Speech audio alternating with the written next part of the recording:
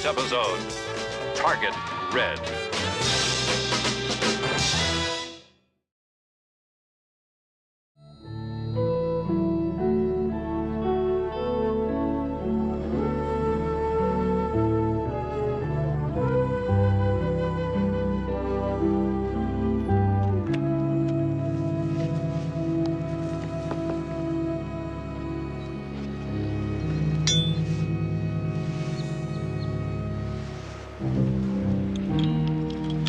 I think it's the best I've done.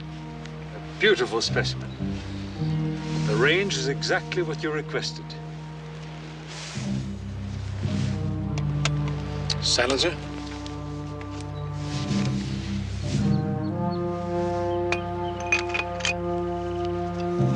Ammunition?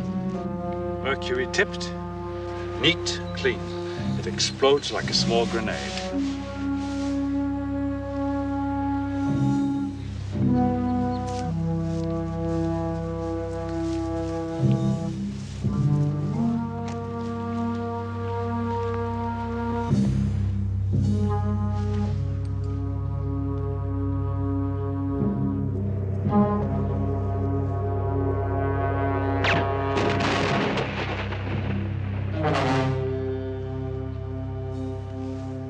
It wasn't easy, you know.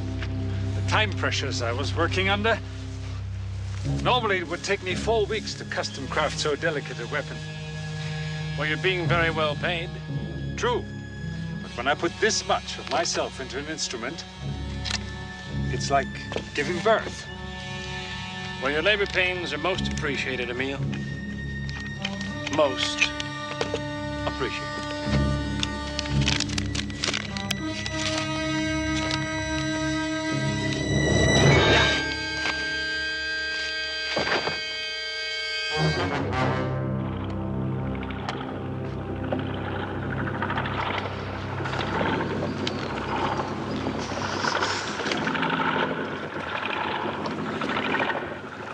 About time you got around to pulling down patrol, Mike. I know. I guess I'm spoiled working that normal 14-hour routine. Could hardly wait to start chasing the coroner's wagon at 6 a.m. Captain, what do we got? Ah, the usual. Some guy decided he wanted to take a dip in the Pacific with his clothes on. Off the bridge? No, not the way the tide was running last night. I'd say he went in north of the bridge. How's the body? Oh, pretty good shape. Couldn't have been in the water too long. Was there any ID? No, nothing we could find. When's the last time you seen a jumper get rid of his ID first? Well, could be he didn't want to go swimming of his own accord. Oh, no signs of violence, if that's what you mean. Do me a favor, will you, Frank? How's that? Stick to smuggling and rescue at sea. Let us decide whether or not there's been a crime of violence committed. And straighten the cap, will you? See you, Mike.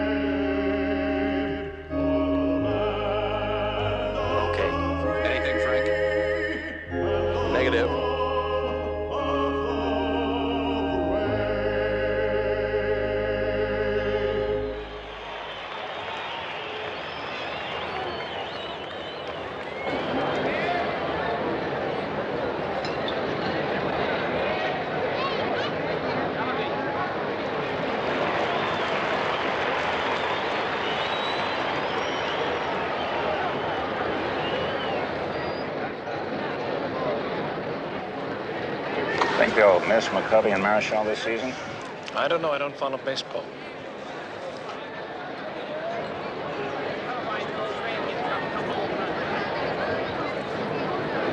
So Schilling? I can't be sure from this angle. Tell Becker to get some shots. Frank, pick up whatever you can on the guy who just sat down next to West.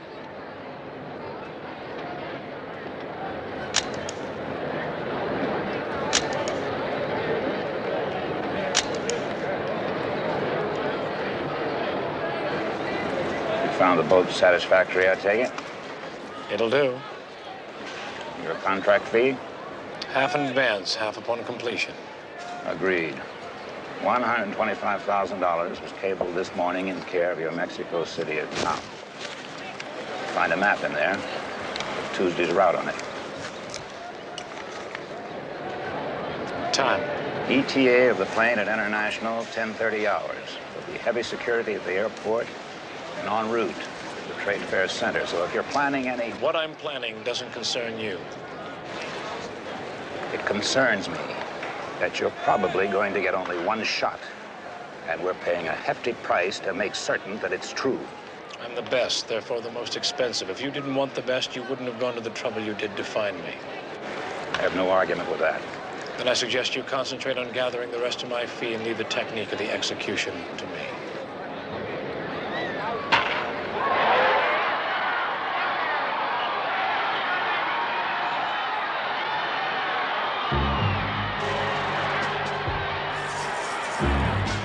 He's gone. Frank? No sign of him. Well, according to the prints, our midnight swimmer was one Emil Kessler. Did he have a record? 2 separate convictions of selling shipments of stolen guns. Served time for both. The autopsy report says that he was dead before he hits the bay? That's right. No water in the lungs, no sign of drowning. Cause of death? It was a break in the cervical column. Yeah, the bruises indicate the neck was snapped by somebody who knew their business. What? Sounds like the chiropractor I used to see. Maybe he's on the loose again. Yeah. Kessler had a tool and die shop in North Beach also. It was listed as his home address. Maybe he's back into gun dealing again. So somebody broke his neck because of a gun deal? Everybody wants guns these days. Hoods, kids, straights, something else. Yeah, tell me about it. I got a neighbor next door who bought himself a Saturday night special. Says he can curl up much better at night now with that gun next to him. You know what?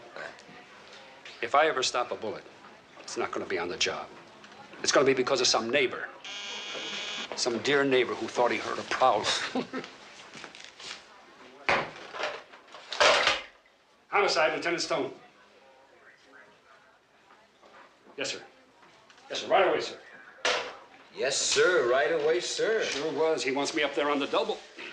Told you you shouldn't use his parking space anymore. Oh, couldn't be that. He'd just have it towed away like he did the last time. Listen, Steve. Take Kessler's tool and die shop. Will you see what you can sniff out? Gotcha. I'll catch up with you when I can. Right. Chief? Oh, yes, come in, Michael. Mike Stone, Joe Merrick, federal agent. Yeah. Vernon Presley, State Department. Presley? Have a seat, gentlemen. I'm going to let these gentlemen fill you in here, Mike. Mr. Presley. I take it you're aware of the government's recent trade exchange agreement with the People's Republic of China. Yeah, I heard something about that on the news. Isn't the Chinese delegation supposed to attend the trade fair opening? They'll attend the International Trade Fair in San Francisco and then continue on to Washington. It's the first visit of its kind since the Second World War. The delegation arrives Tuesday morning. We're establishing heavy security. The chairman of that delegation is Su Ma Sung. We're expecting a possible attempt on his life. Assassination? Assassination. But not so much of the man, as much as a strike against what he stands for. The beginnings of a trade liaison between the United States and the People's Republic of China. Well, now, how do you know there's going to be an attempt? Well, we can't be certain, but we picked up bits and pieces over a period of 4 months from our intelligence service. The group of suspected conspirators make repeated reference to a code name, Target Red. Target Red. Right. Now, we have an indication that that target is Su Ma Sung. The attempt could take place anywhere during the trade fair visit here, or in Washington, or anywhere en route. All right. Who are the suspects? The button pushers are led by a retired major general who's convinced that any bilateral peace agreement between enemy states could weaken our defense establishment. Now, he has wealth, power, influence, and And he's determined to keep the Cold War going. And he has followers in and out of the military who support him. Maintain the national security of the country, is the way they put it. We think we know the trigger man, Mike. Oh, yes, that's the one on the left. This one? Mm-hmm. His name is Jerry Schilling, former officer in Army intelligence and a trained executioner. He was phased out of active intelligence duty several years ago for mental instability. There's nothing unstable about him now. He's totally rational, deadly, and an excellent marksman. Who's the one on the right? Major General Robert Red West, U.S. Army retired. He has a home in Hillsborough. Now, we have him under surveillance, which is all we can do until we get some solid proof. This, Schilling, you got a tail on him? Current whereabouts unknown. But we took those photos yesterday at Candlestick Park. Schilling used to live in San Francisco. His ex-wife still lives here. Somebody at her place, too? Oh, yes. Yeah, she's a school teacher. She's out of town right now, but he may try to contact her. Okay. Now, why me? Who else? I guess you know how and where a man would lose himself in the streets of this city better than anybody else, Mike. Now, you won't be alone. We'll have Alert Plan B in operation all around the clock. But that clock may be your biggest problem. We have less than 40 hours before the Chinese delegation sets down an international.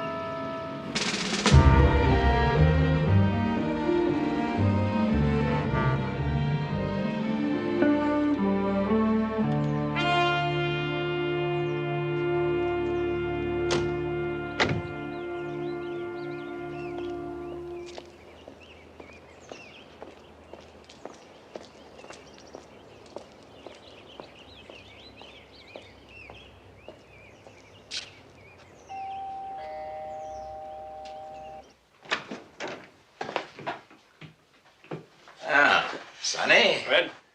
Lamar. Yeah. You men enjoy me a brandy? Sonny, you take care of it. Sit your tired old self down, Lamar.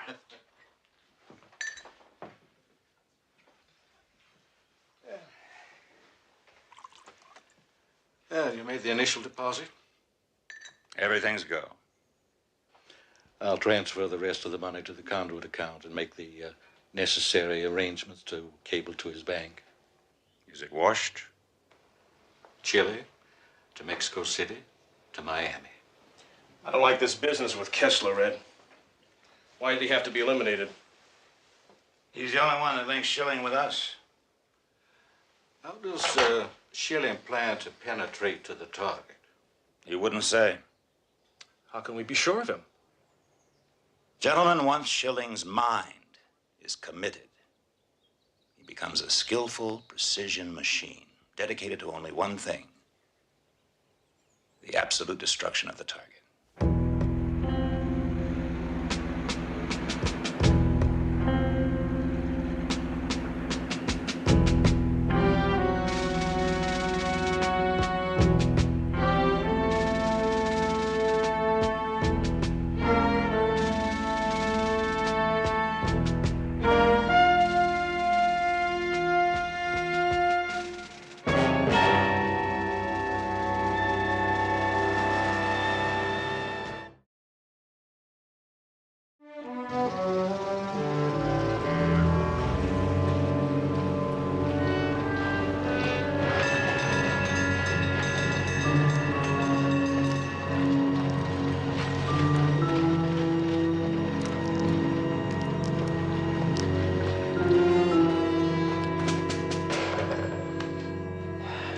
Well, I got nothing.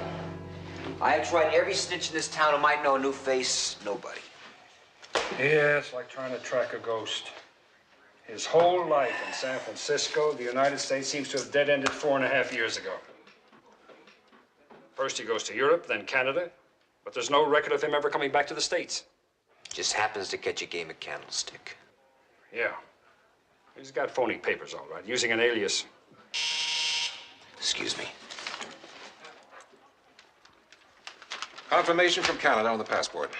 A guy who used to forge papers for draft evaders was caught in a Toronto drug bust yesterday. He admits detailing a passport, papers, and driver's license in the name of Charles Pine for Jerry Schilling. Are they positive on that, Meg? Yeah? He was using another alias, but our contacts in Toronto had the photos we wired them. Schilling or Pine flew into Chicago 6 days ago. We're checking with the airlines to see if there's any trail. Stakeout on Schilling's wife came through. She's back in town. Well, Let's go.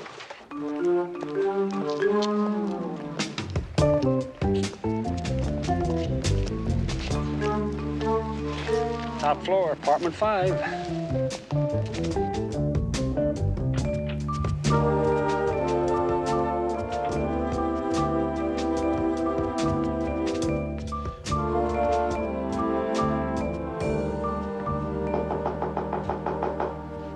Who is it? Police. We need a few moments of your time. Lieutenant Stone, Mr. Schilling.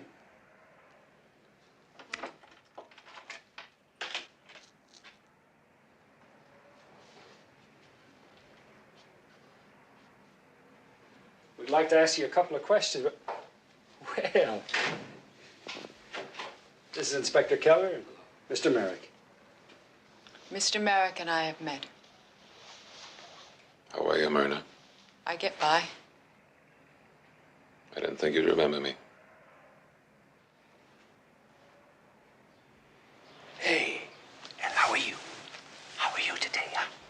How old's the baby? 10 months. I'm just Great. babysitting for my neighbor. Oh, yes. You said you wanted to ask some questions. Yes, about your husband.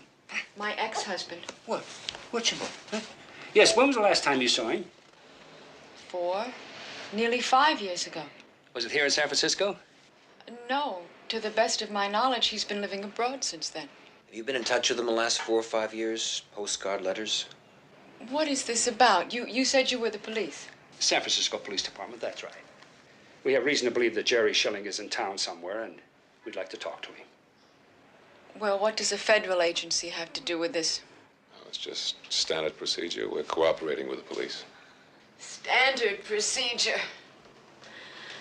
You forget. I had 9 years of that procedure. The secrecy, the double talk, the lies. From the moment Jerry joined the agency until the day they had one of their psychiatrists phase him out for what they termed mental instability.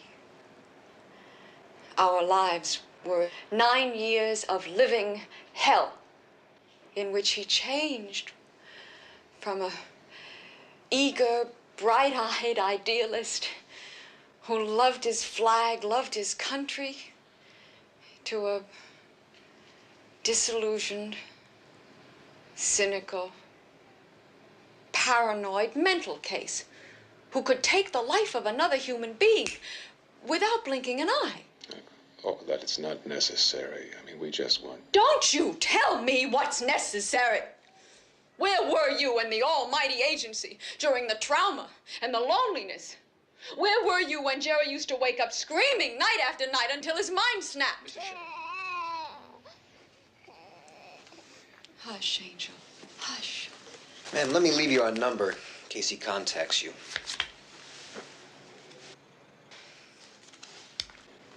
Thank you for your time. We'll find our way out. Hold on to that. Come on. Hold on. Attaboy. Come on. You're a chubby one. Goodbye. I'm sorry. So am I. Very sorry.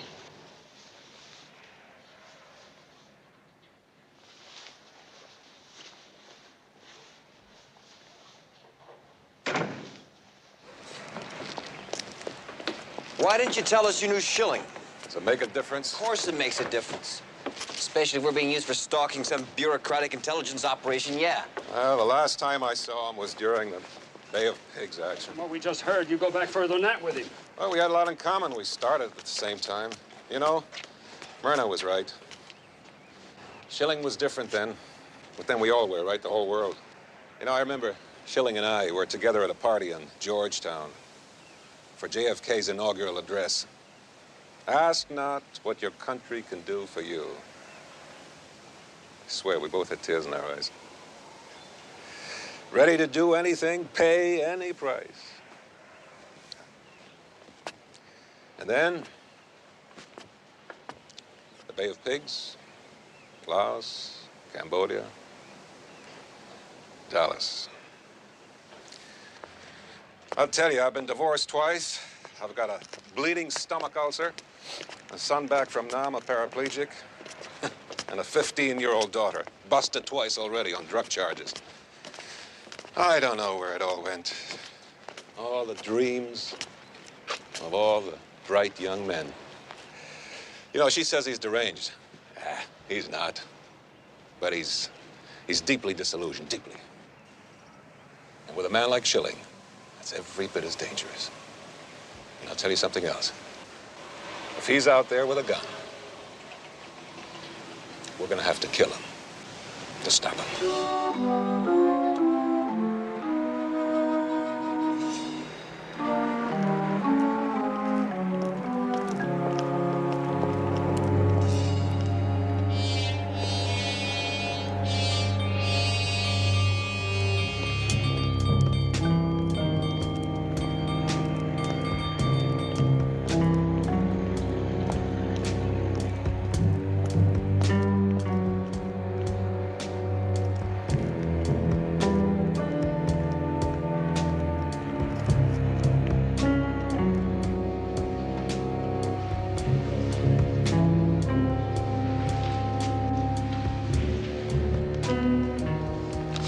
Excuse me, I'd like to rent a safe deposit box. Yes, sir.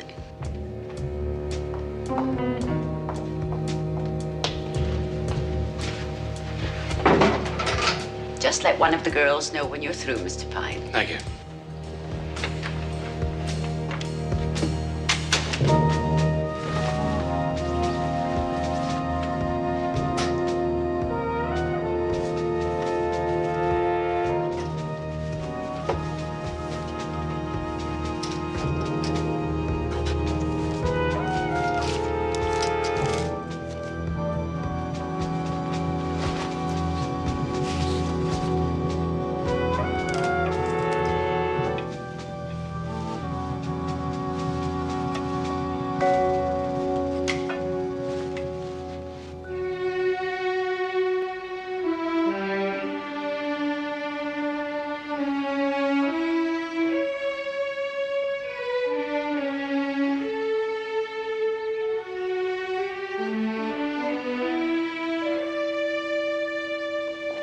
Mrs. Schilling. Yes. Oh, I'm so glad you came. I didn't know whether you'd be visiting today or not. Something wrong with Kevin? Oh, it's not Kevin. It's your husband. My husband?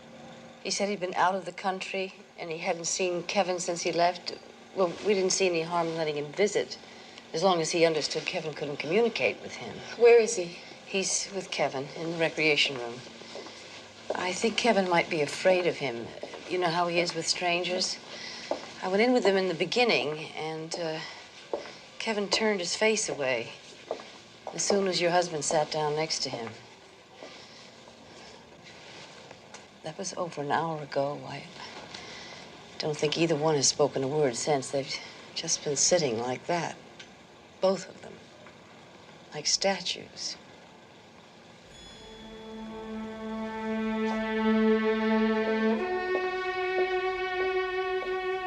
Jerry?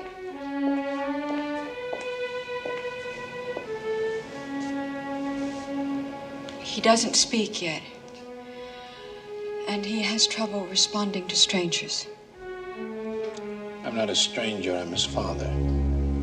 Could we talk about this outside?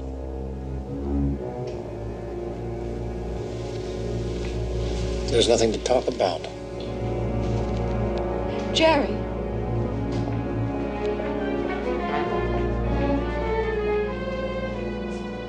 There's brain damage. The tests have been inconclusive, but the doctors believe that there's still hope. Will he talk? We don't know. He makes sounds now. But there's a chance. And he could spend the rest of his life staring at a wall. The mating of the losers. It's no wonder we produced an it. Not a him, an it. A nothing, a zero, a blank. And all the hope in the world isn't going to change that. Mrs. Schilling, your husband left this. Thank you.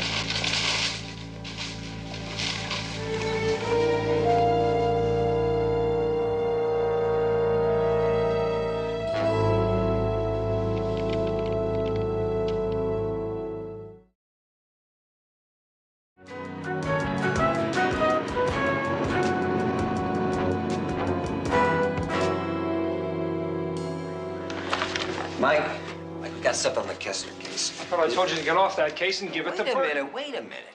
Berg went through the ledger. Turns out Kessler was into gun dealing, all right. Custom-made jobbies for the discriminate buyer. Look at these two names. Charles Pine. A custom purchase to be delivered on the 6th.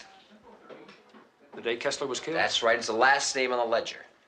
Could be Schilling bought a new piece before old Kessler went to the great gun shop in the sky. And R. West, he bought a piece too? No, that came off a cross-check of the ledger names with Kessler's old tool receipts. It's a Robert Red West. He's a Major General retired, and he's living in Hillsborough. In the den? All right, I'll take care of it. Tomorrow I'll be right back.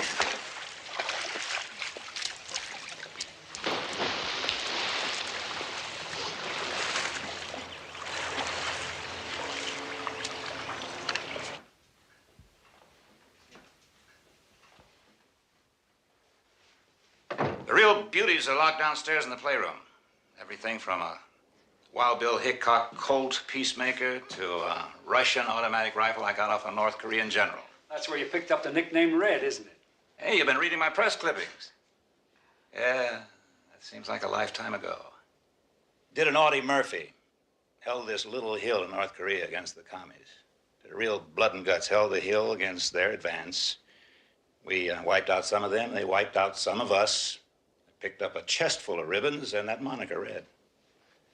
Was it worth it? Was what worth it? Taking the hill. I understand you suffered the worst casualties of the war, General. Anything is worth stopping the enemy, son. A hill, a village, border. Because if you don't stop them there, you're going to have to stop them someplace else. But you got police business. You didn't come here to hear me spout, well, military philosophy. Oh, on the contrary, General. Your philosophy is very enlightening. I'm Lieutenant Stone, and this is Inspector Keller. My man says that your ID is authentic. He probably also told you that I have guests waiting outside. Well, then we'll make it short and sweet. Shoot! Does the name Jerry Schilling mean anything to you? Jerry Schilling. No, should it? What about Charles Pine? Does that sound familiar? Pines? Pine. Pine? No. I knew a Darlene Pine once, a stripper. She used to work the service clubs. But Charlie Pine, no, I can't recall. Charles Pine is the alias Schilling is using in San Francisco now. Oh, is that right? And who is this Schilling? A professional assassin. Oh. I'm sorry, I'm not able to be more helpful, but Did you ever purchase any guns from an Emil Kessler, General? Oh, Inspector, I own a lot of guns. I've been collecting guns for 40 years, but the name Kessler, Berlin. Right after the Second World War, you were in the OSS with Kessler before it got disbanded? I've served with a lot of men in a lot of places and a lot of wars, and you're coming very close to spoiling my guest this afternoon. General, please. We'll stop with the skirmishing. We'll get right down to the heavy artillery. Emil Kessler is lying dead in the morgue right now. That's killing number one. And we have reason to believe that Jerry Schilling is going to kill somebody else. Now, we know your record and your reputation and your politics. And we just don't want to see you making a mistake of playing your war games in this city. Is that it, Lieutenant? Not quite. If you can get in touch with Schilling, you'd better do it. Because if you don't, we're going to nail him and you and everybody else connected with that political team of yours. Now that's it.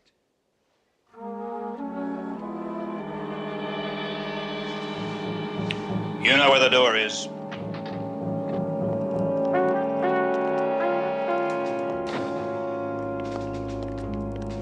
So what do you think? Well, those pictures of him at Candlestick Park don't lie. So what he's been feeding us has to be.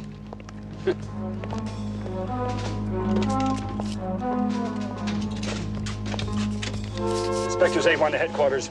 Anything? Headquarters to Inspectors 8-1. You have a message from a Mrs. Schilling. Urgent. He didn't say anything about where he was going or staying. He just left that bag. He must have brought that for Kevin, but he never even took it out of the bag. You said something about a prescription. Yes, there was also a prescription receipt in the bag. Jerry has an allergy. I thought if he had taken the prescription to the pharmacy, he might not have picked it up yet.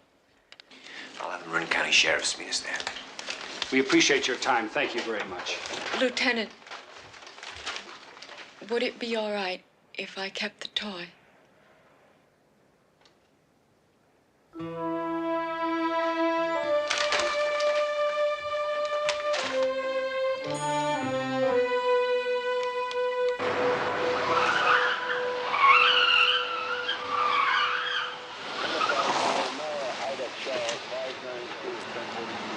The man's already been here, Lieutenant. Picked up his prescription and split. Druggist said he had a cab waiting for him. Golden Gate Cab. Get to the cab company, run a trace on where that cab was headed.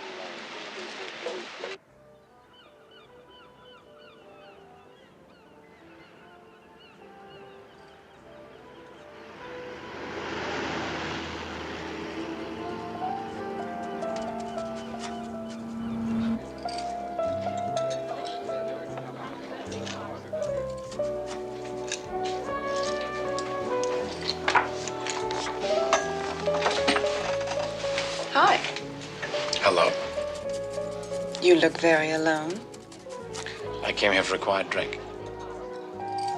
which means you'd rather be by yourself, right? I think so. Yeah, I know how you feel.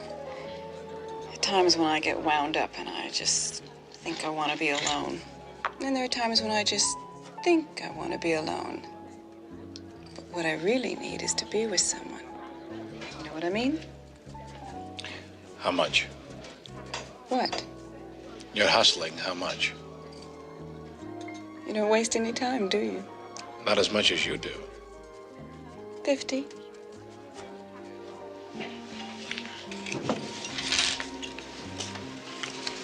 Pass. Wait a second. Maybe we could work something out.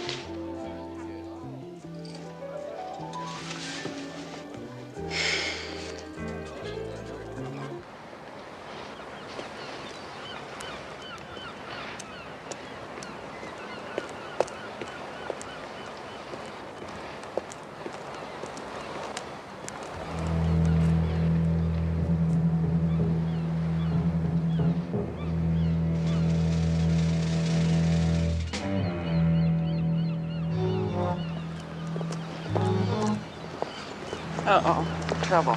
Just ignore him. I didn't get your name.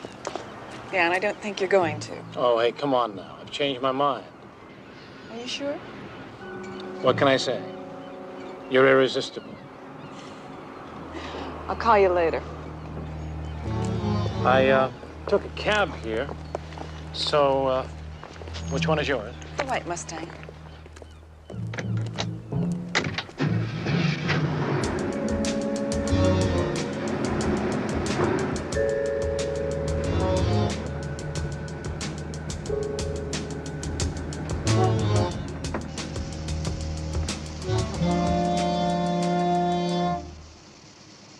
My name's Kimberly. Charlie. Charlie Pine.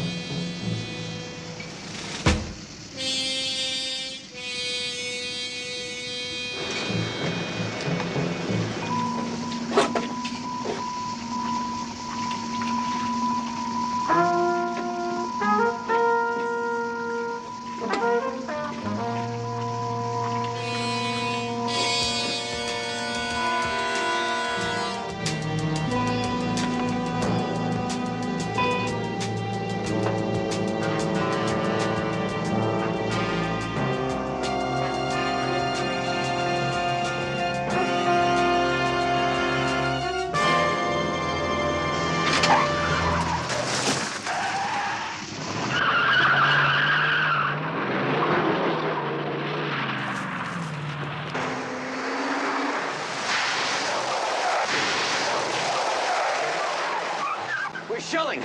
Let's get the license number. 128BNJ. All right, get on an APB. Are you okay? Yeah, I'm okay. Should have said something before I approached. Are you sure? The girl didn't know. Yeah, I'm You're sure. You're okay? I'm okay, yeah. Well, now he knows we're on to him. He does one of two things. He can either drop the contract or make it twice as tough for us to catch him.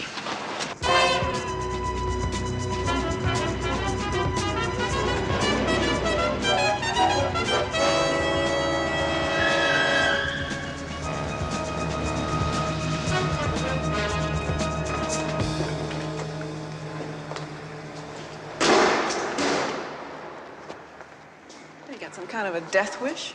The guy that came up to your car was Vice Squad. You knew him? I know the type. You see, you're a hooker and I'm a married man, and I can't afford to get involved in a bust. You know what I mean? Sure. Who can afford a bust?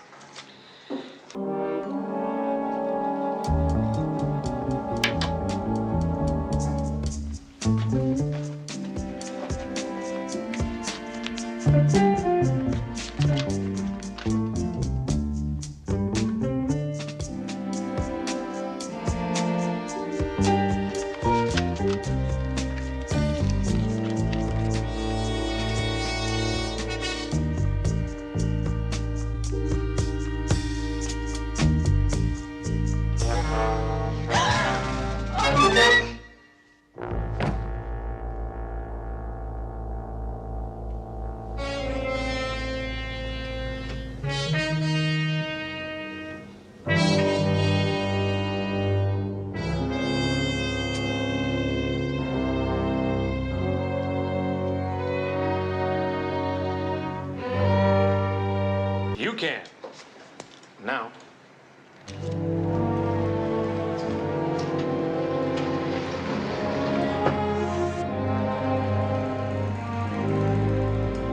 State Department security will be responsible for the airport. The motorcade will pick up the Chinese group directly from the plane, take them nonstop from International to the Trade Fair Center. Closed cars? Absolutely. We've given the route a tight security check, and it'll be double-checked and heavily patrolled during the motorcade. What about helicopters? Oh, we'll have two up at all times. Nothing on the car. Nothing at all? Nothing. Okay, then we stay with this.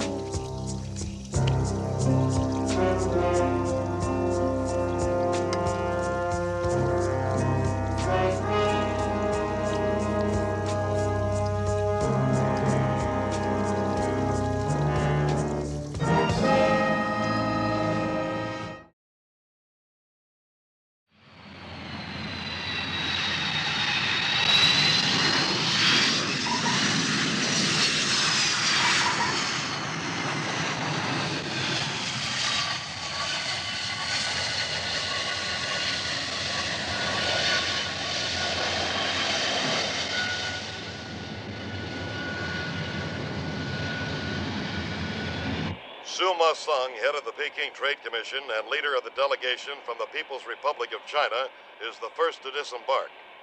The Chinese delegation will be traveling in a motorcade from International Airport to the downtown Trade Fair Center and accompanied by State Department officials.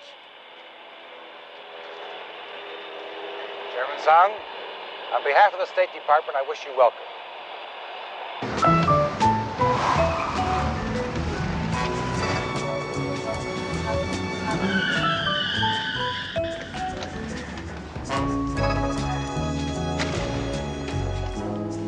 Making our usual rounds, Lieutenant, checking the garage. There's been a high theft rate in this area recently when we spotted this little number. 28BNJ, that's it?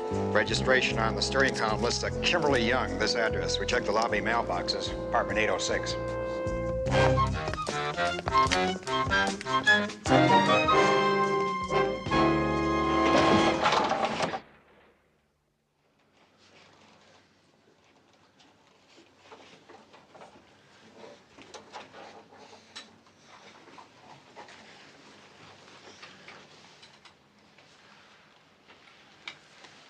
Looks like she picked the wrong guy to get friendly with.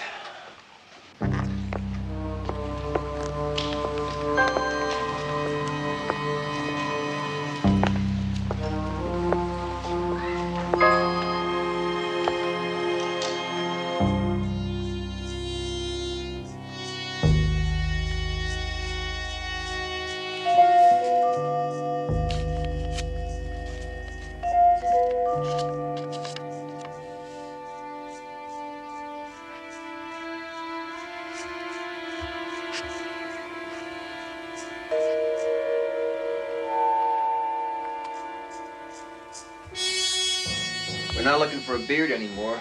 Use the lady's razor. Receipt for a safe deposit box in the name of Charles Pine. Look at this.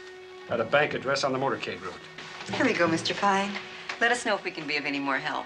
Thank you.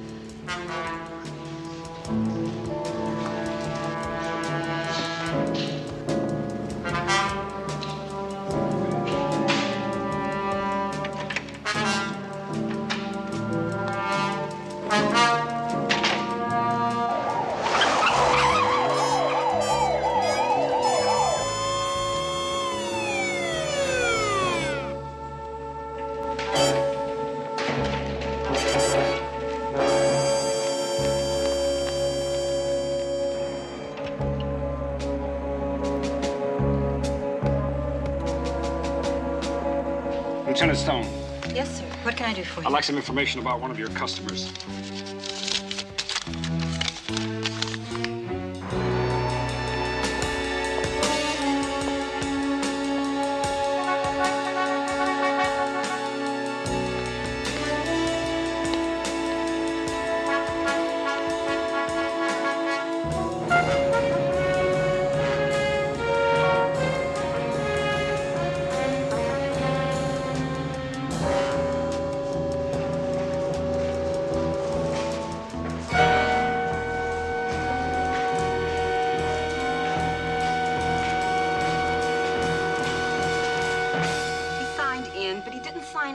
Was the deposit box returned? No, that's when he would have had to sign out. What did Pine look like? Oh, about your height, brown hair, clean cut. He walked with a limp. He used a cane. That's not Charles Pine. The Charles Pine who rented that box had a beard. No limp, no cane. Oh, it's the same signature. Which compartment did he have? The one back there. Costume rentals. Hey, wait a minute. Did either of you see a nun in here just a few minutes ago? Not anyone who checked in while I was up front. Yes, I remember. It struck me odd because they're not supposed to have property, are they? No. I mean, not this kind. No, they're not. She was alone. Oh, they're coming in, sure. Yeah, that's right.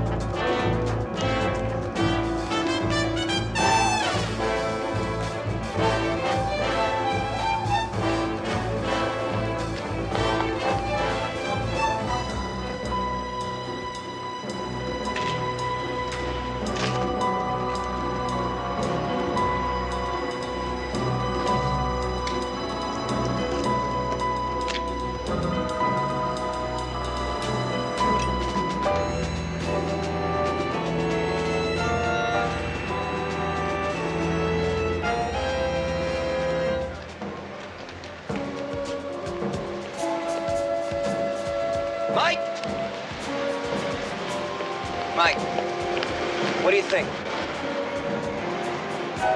It's possible.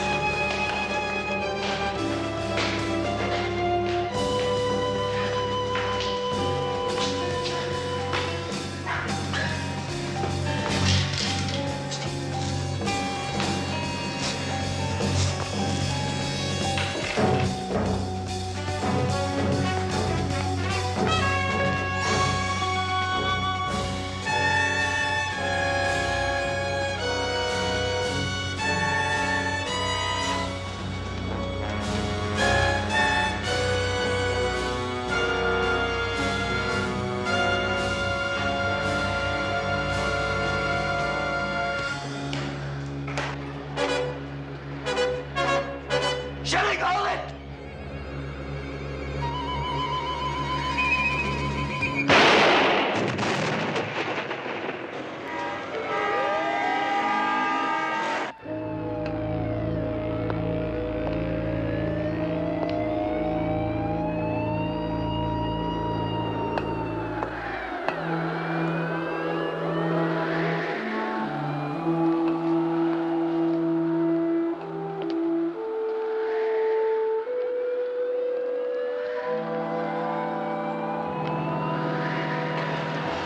He wouldn't stop. Don't worry about it. He died a long time ago.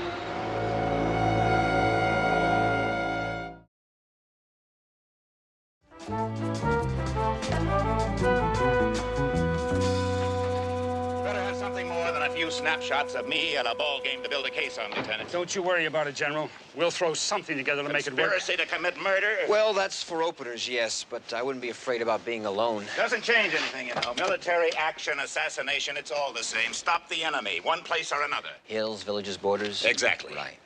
You know, you may be right in this case, General. We stopped you, didn't we? Come on.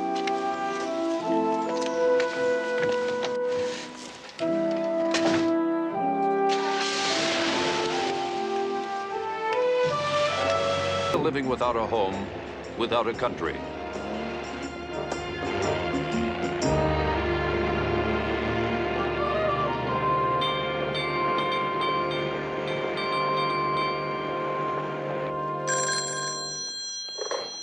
Hello? Hello? Hi, Mom. Bob. It's Bob. How are you, honey? Really good. You sure nothing's wrong? No, nothing's wrong. Everything's fine. Here's your father. Hello, son. Hi, Pop. Gee, you sound terrific. Oh, me? Yeah, well, I'm okay, you know. Got to keep punching the old clock. That's great. How's Mom's back? Wants to know how your back is. Tell him it's fine. She says her back is fine. It's her head I'm not so sure about sometimes. You stop that. It's long distance. Yeah, you two still at it, huh? No, I know when I'm licked. Say, how is it up there, son? Pretty cold, huh? No, you know, weather's fine. Listen, Pop, I gotta go. Tell Mom thanks for the socks. They're really warm.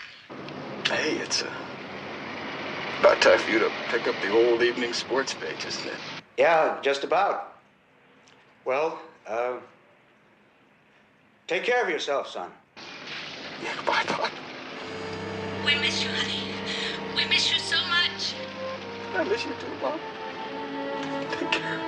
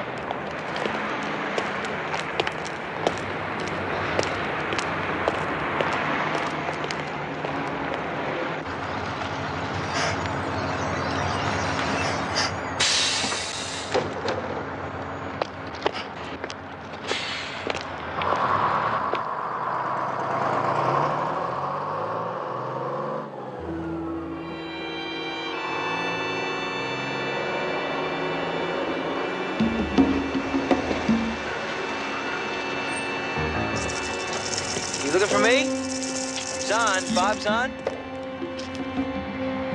What are you doing here? Hey, no! No, don't!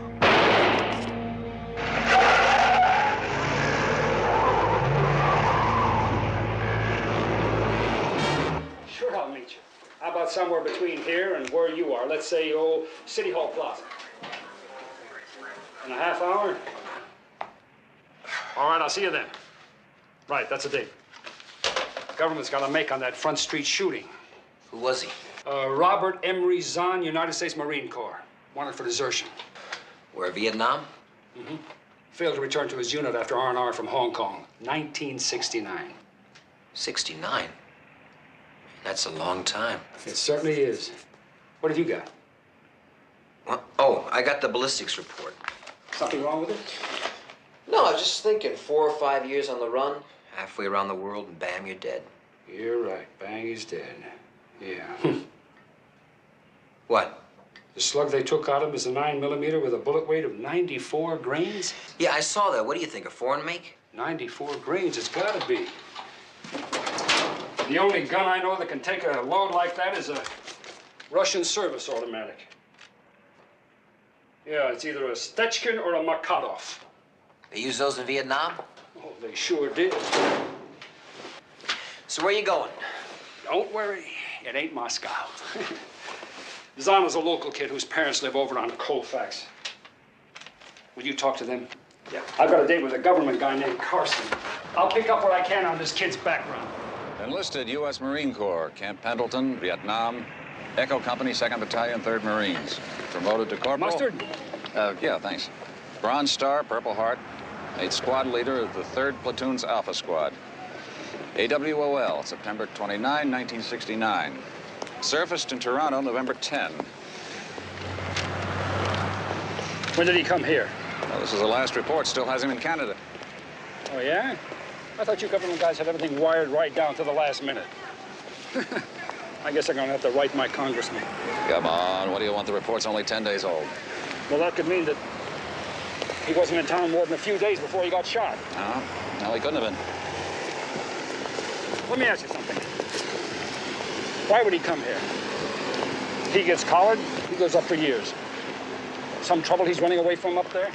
Well, we haven't heard of anything. The Canadians keep us pretty well informed. I don't know. It happens all the time, Mike. They get depressed, homesick. They're around then, huh? Oh, yeah. Deserters, draft evaders. A lot more of them stayed in the country than went out. Of course, they wouldn't last for a week if they weren't getting help. From who? Organizations, you know, all the deep breathers. Then the lawyers, businessmen. There's a doctor right over here on Powell. A man named Blakely. Straight arrow. No record of any radical activity. The last person on God's earth you'd think would be into helping fugitives. What kind of help? Money? No, not that so much. Mostly they get them jobs, maybe a place to stay. Put the new boys in touch with the old timers, that kind of thing. Must be pretty tough to make a case against them then, isn't it? No, once in a while we get one, but they're pretty careful. Thanks for the meeting. No problem. Thanks for lunch. Well, forget it. We don't know anything. We didn't even know he was home. He was right here in town. We didn't even know it. I guess he was afraid to tell you. What? Well, he knew the authorities are looking for him. He probably told them to come here time to time. And he didn't want you to get in trouble if he got caught here. We wouldn't have said anything.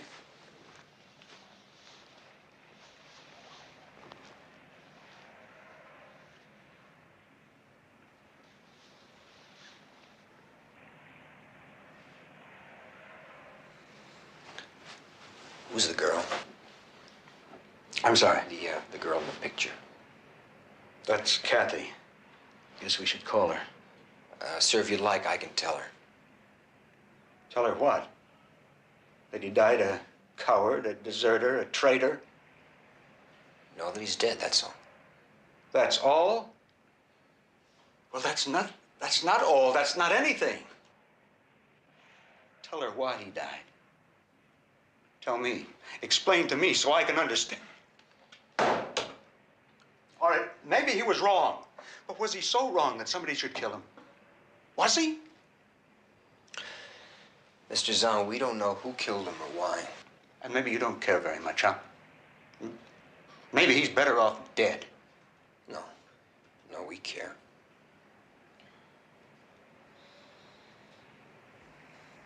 You killed him.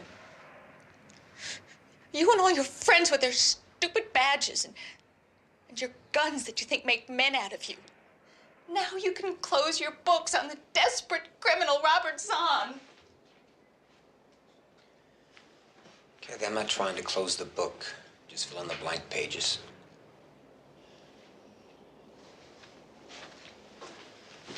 When was the last time you saw Robert? Last year, I went to Toronto. You didn't stay with him? He wouldn't let me. Did you know he was in San Francisco? No. Didn't he make any attempt to try? How is he supposed to get in touch with me? They watch people like me. Haven't you heard? I'm a walking booby trap. Okay. Okay. What did you say your name was? Keller. You weren't in the service, were you, Keller? No. No. Policemen didn't get drafted, did they? No, they didn't.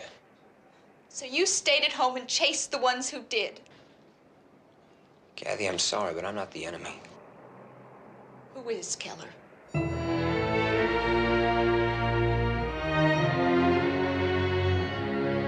They really got to you, huh? Yes, she got to me. So did Zahn's dad. I'm not going to say they didn't, but you can't say my idea doesn't make sense. Somebody's got to get in contact with these guys. Well, we don't know for sure whether Zahn made contact with anyone. He may have just sat in his hotel room.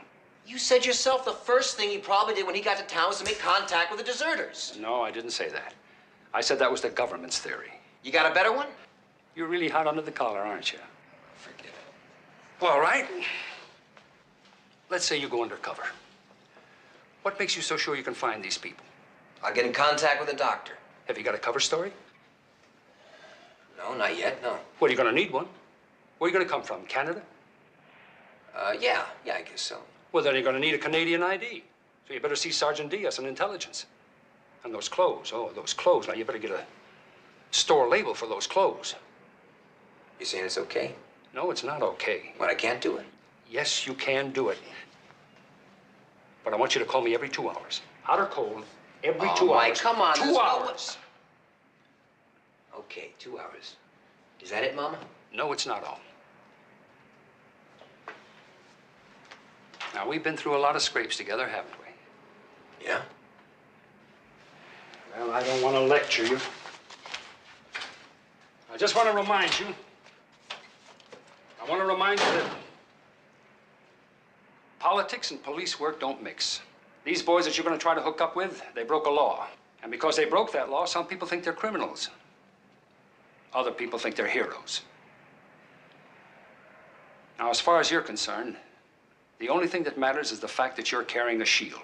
And that means that how you feel about things don't get in the way of what you do about them. Have you got that? Yeah. Good. Okay. Now, these guys have been underground for a long time. They're not going to be lollipops. No. And it's just possible that Robert Zahn did go underground, just like you're going to do. And it's possible that somebody decided he wasn't straight. Now, he is toes up now. You know that, don't you? Yeah. Well, what I want is...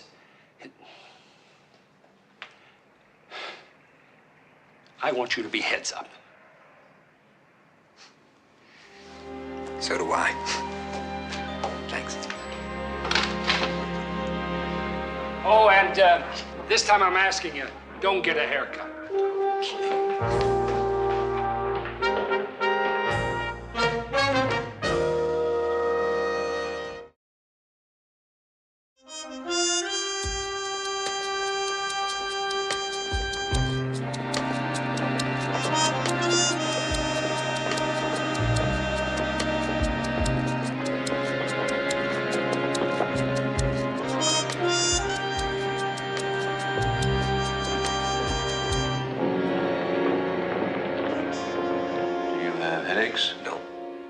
dizzy spells?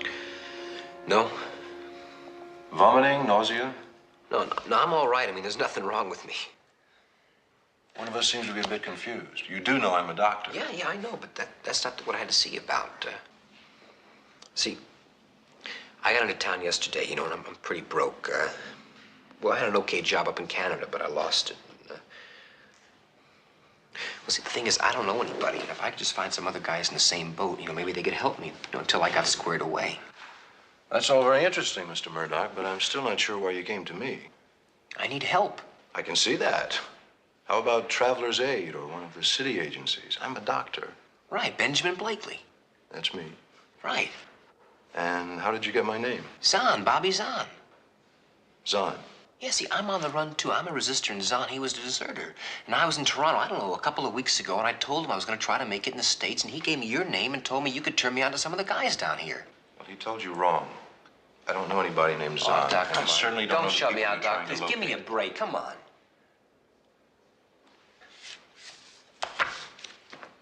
Well, I heard you were okay. Guess I heard wrong. Thanks for nothing.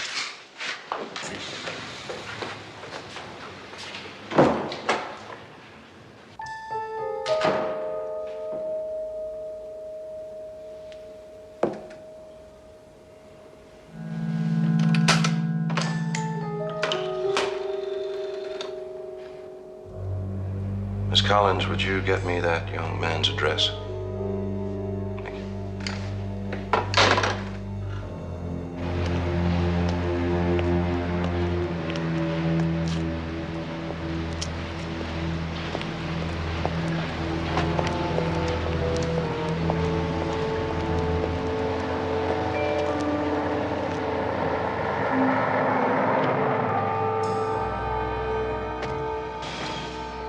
I don't like him.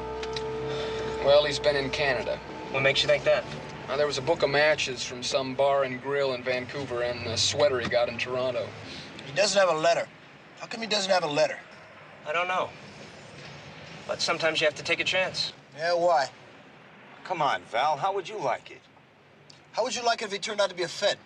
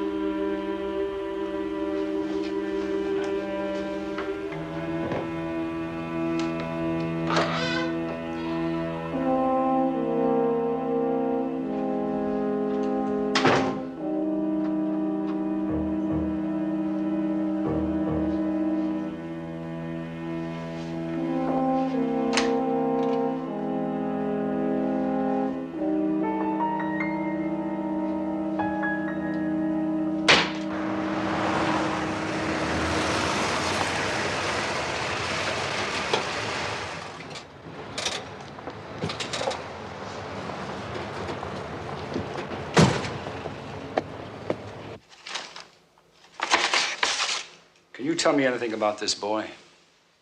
The kind of kid he was? Was he ever in trouble? I'm sorry. They're all just names on a card after a while. What about his teachers? Well, that's possible.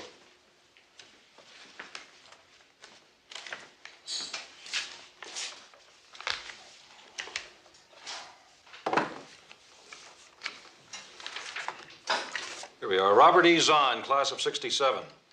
Homeroom teacher, Miss Paulson. Yes, if anyone would remember him, she would. I'd like to meet her. Well, she's left us. Retired about 1970. Well, do you happen to have an address on her? I'm sure we do. Miss Granucci, would you help the lieutenant, please? I appreciate that, Mr. Denker.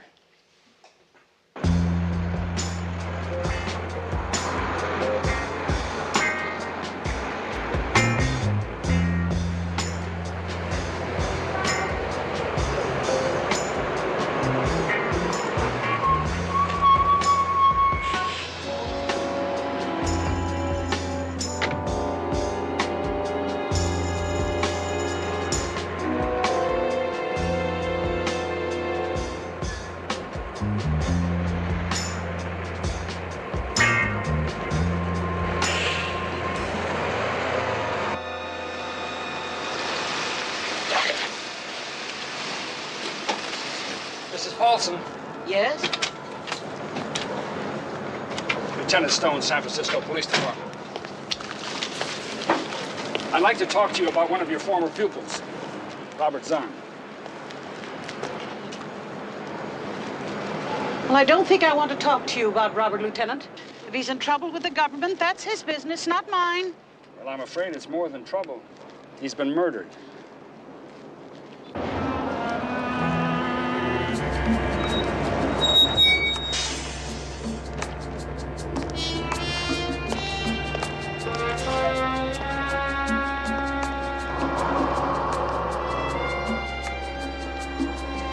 Looks all right so far. He could be wired. So we'll have a look.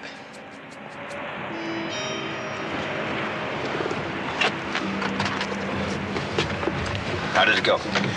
He didn't talk to anyone.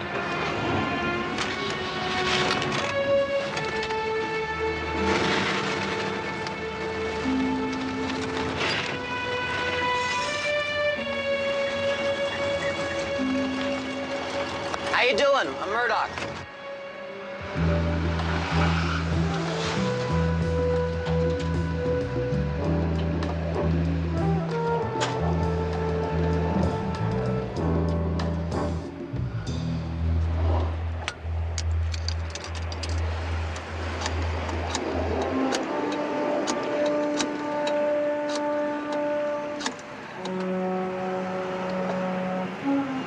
Murphy, Stone, have you heard from Keller? What time have you got? Yeah, every 2 hours. Okay, I'll keep in touch.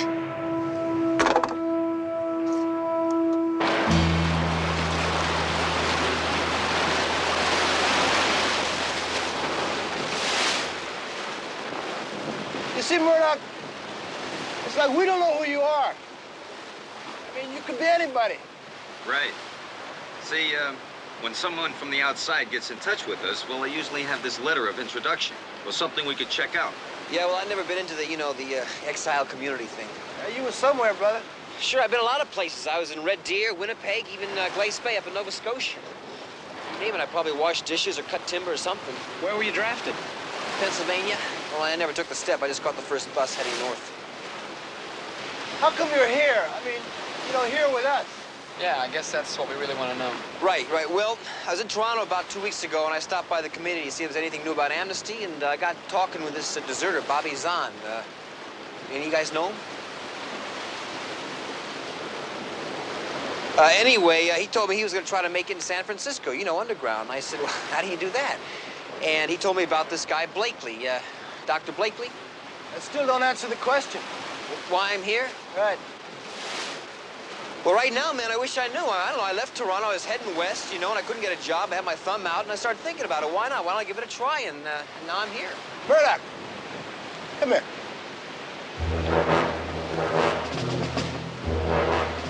It's possible. Yeah, man, but he's not too bright. He's here, isn't he? Let me ask you a question. How do we know that you're not an agent?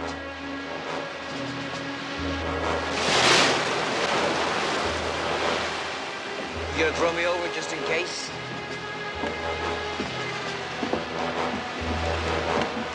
Welcome home. Thank you.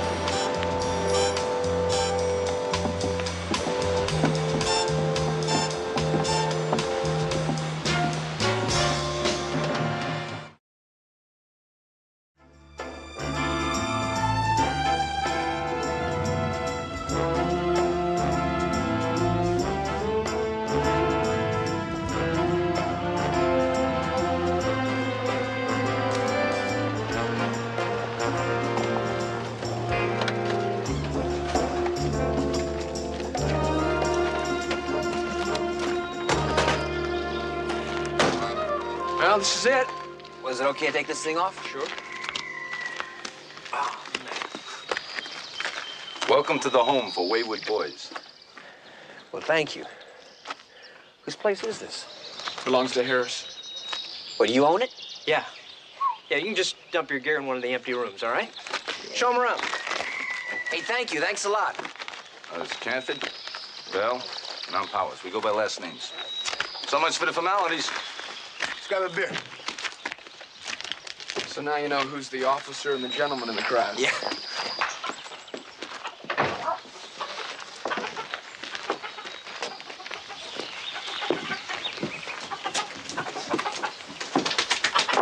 Oh, thank you. Thank you. Thanks a lot. Listen, what happened to Harris's leg? You got shot. Where? Nam, where else? Hey, he don't like to talk about it, you know. Unless he got a discharge. Oh yeah, he's not hiding out. He just lets us crash here till we get papers, a job, place to live, like that. That's pretty nice. All right, rules of the house. Number 1, no free rides. Everybody helps out. It's fine by me. Number 2, there's a telephone in there. Maybe it's bugged, maybe not. Nobody knows. You want to make a phone call, you go down to the gas station to make a phone call. Okay. Except you have nobody to call, right? I guess not, no. Hey, now? What's happening here? You must be the new guy. Bennett, Murdoch. Hey, now. Hey, you a Memphis boy? No. Shoot. I ain't talked to nobody from down home for so long. We had some real nice times down there, real nice. Sorry, I wish I could help you. I don't know what I'm doing here anyway. Chumping myself. Why'd you go home? Tried that. My mama called the FBI and told them to come and get me. You ready for that? My own sweet little mama. Yeah, I guess we're all in the same boat, one way or the other, huh? I'll see you guys later. Yeah, later. Yep.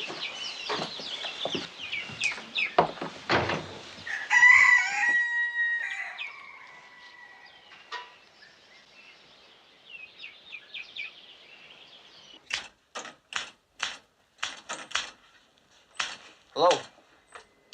Oh, you're the new one. Yeah, you know where I can find a spare bed around here? Yeah, I guess so. I think there's one upstairs. I just work here. I'm Murdoch. Where are you from? Originally, back east.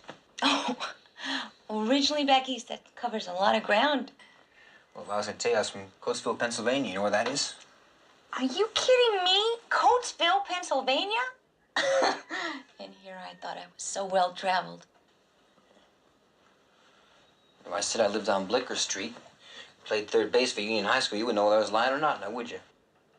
No, but I could probably find out. Be my guest. What are you so angry about? I've been ducking questions for 5 years. Now, all of a sudden, I'm supposed to open my mouth to a whole bunch of strangers I've never seen. Where you been? Where you from? What are you doing? I don't need that. Hey, peace. Forget it. What are you, a deserter? No, I'm an invader. What are you?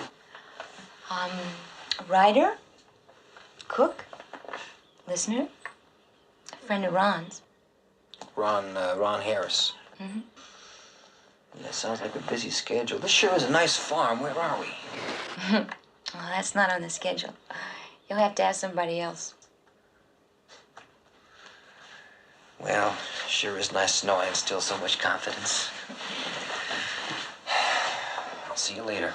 Okay.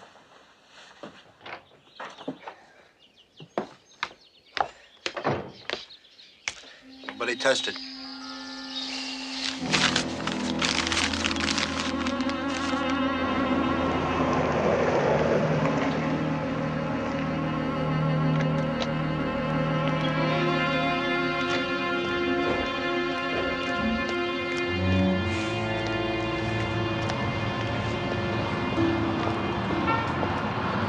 Did I talk to you about Murdoch? I guess you did. What time did he check out? Well, this afternoon sometime. Time? What time? Well, 1 o'clock, maybe 2 o'clock. Get the key. I want to see his room. Yeah, I got the key right here. That's it. Come on. Follow me, huh?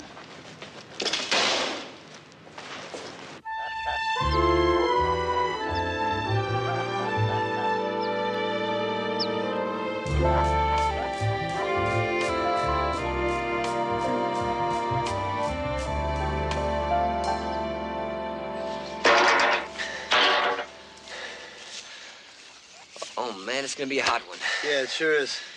Hey, you must be in pretty good shape cutting all that timber up in Canada, huh? Hey, remember that guy Zahn I told you about? I met him up in Toronto. Yeah. What about him? Well, he said he's coming down to San Francisco. Just wondered if he made it. Why? Yeah, he was a nice guy. Well, I wouldn't know. I've never seen him. Didn't see Harris this morning. Uh-huh. He went into town. What do you have, a doctor's appointment? Yeah. What about this fella Zahn, the one who's supposed to know him? Does he or doesn't he? We don't know. Zahn never showed up. What do you mean? He was here. I called you about him. And we fixed it up so we'd meet, but he never came. So you don't know if the new man's legitimate or an infiltrator? I can't say that makes me feel very secure. Wait, here. Murdoch used this yesterday. I made sure nobody touched it. It's got his fingerprints on it. So? Well, I thought maybe you could have that friend of yours lift the prints and check them out. What did I say? How am I going to explain that? Doc, it's in a good cause, right? You mean our necks? No, I mean if this guy is who he says he is, we don't want to lose him. You must have felt the same way. You wouldn't have called. Yeah, I know. Okay?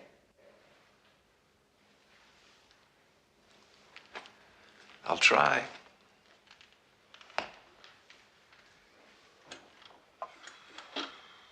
Did he ever tell you why he deserted? He wasn't the only one, you know. There were 500,000 others. Well, I thought the most we ever had over there was 500,000. They didn't all quit. I believe that figure is for all U.S. forces overseas since 1964. All right. There are a lot of young men who chose the same way Robert Zahn did. But there are a lot more, many, many more, who didn't choose that way. My country, right or wrong. You think that's foolish? You don't? Well, I think it's a good country. And speaking for myself, it may be the best.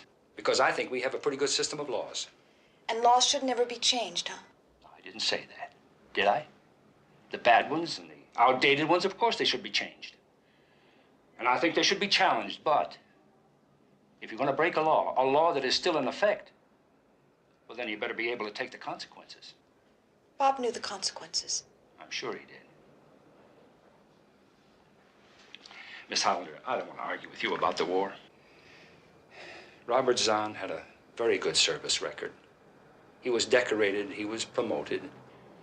And then all of a sudden, something happened. Something happened that made him turn around, completely around. Now, he wrote a letter to an old school teacher friend of his telling him what happened. But it was all kind of general. I thought maybe he had written to you, and that to you he was a little more specific. That's all I'm asking. Let's say that he did. How would that help you find out who killed him? I don't know. I'm just trying to fill in the blanks. If it happened to be a chance encounter, well, then it doesn't matter how many blanks I fill in, does it? But if somebody wanted him dead, I'd like to know why. Wouldn't you?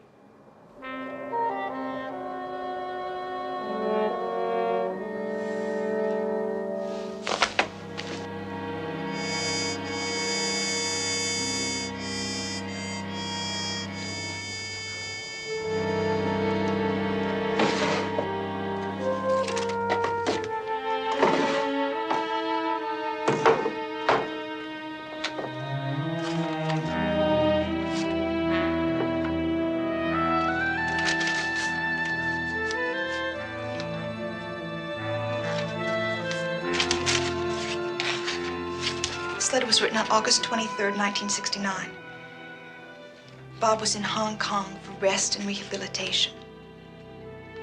Dear Kathy, I think maybe I'm insane. If I'm not, somebody is. I wonder whether anybody knows what this war is doing to some of us who have to fight it. Something happened that I have to tell you about, because if I don't, I know I'll stop believing it really happened. We were going to go out on a patrol to locate the VC. We knew they were waiting to hit us, and nobody liked the idea. The lieutenant passed the order to start moving, and a guy in my squad, a guy named Randall, pulled the pin on a grenade and rolled it up behind him. Just like that. Pulled the pin and killed him. I was the only one who saw it, and I think the guy would have killed me too, except that the explosion gave away our position, and the VC opened up on us. When the firing stopped, Randall was gone. I never saw him again. I put him on report. That's all I could do. But I wonder what it means when life gets so cheap that we can kill each other just as easy as we can kill the enemy. I wonder if that is happening to me. If it is, and if I don't do something about it, does that make me insane?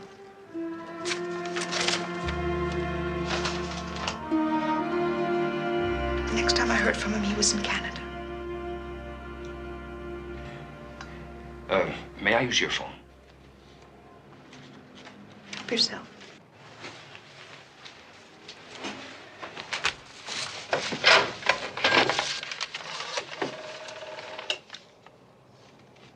This is a police call. I'd like long distance to give me the United States Marine Corps base at Camp Pendleton, Oceanside, California.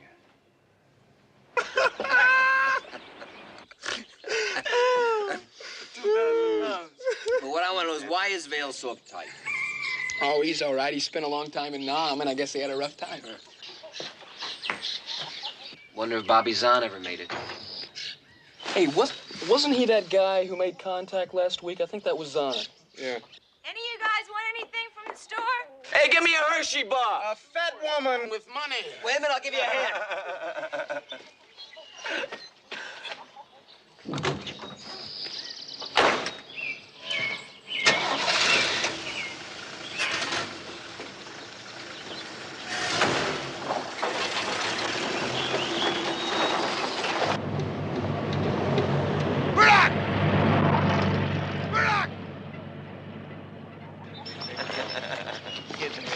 Hey, where's Murdoch going?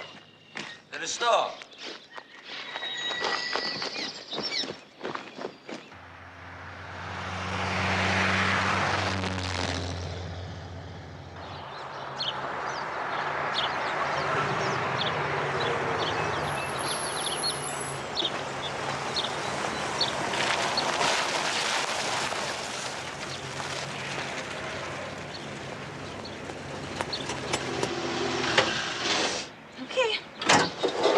Listen, why don't I go fill it up with gas? I'll meet you back here. Okay, fine. Just tell Jonas to put it on the bill.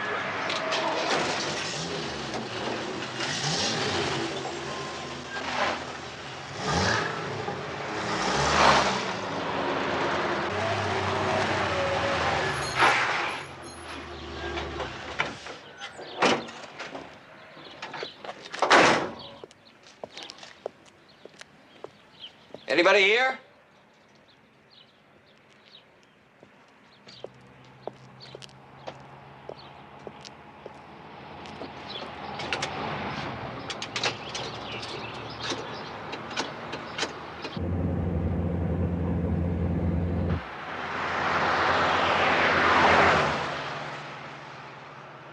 No, there's no number on this thing. There's a general store called Peterson's in Alsford.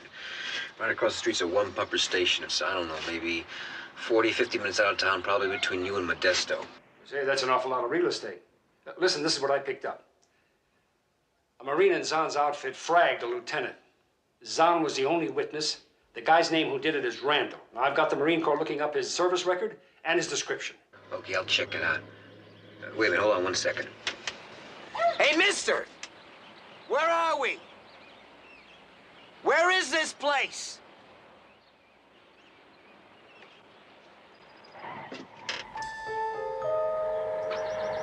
Listen, I got trouble. I'll have to call you when I can.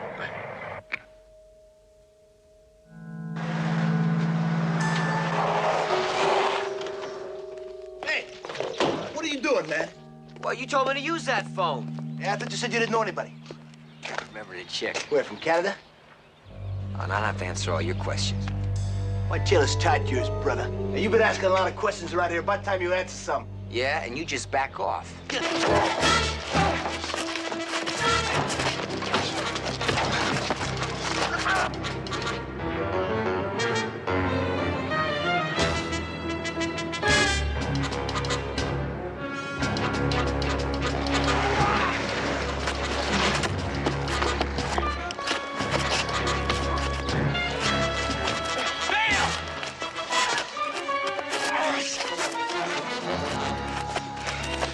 like all of a sudden you remembered some old friends.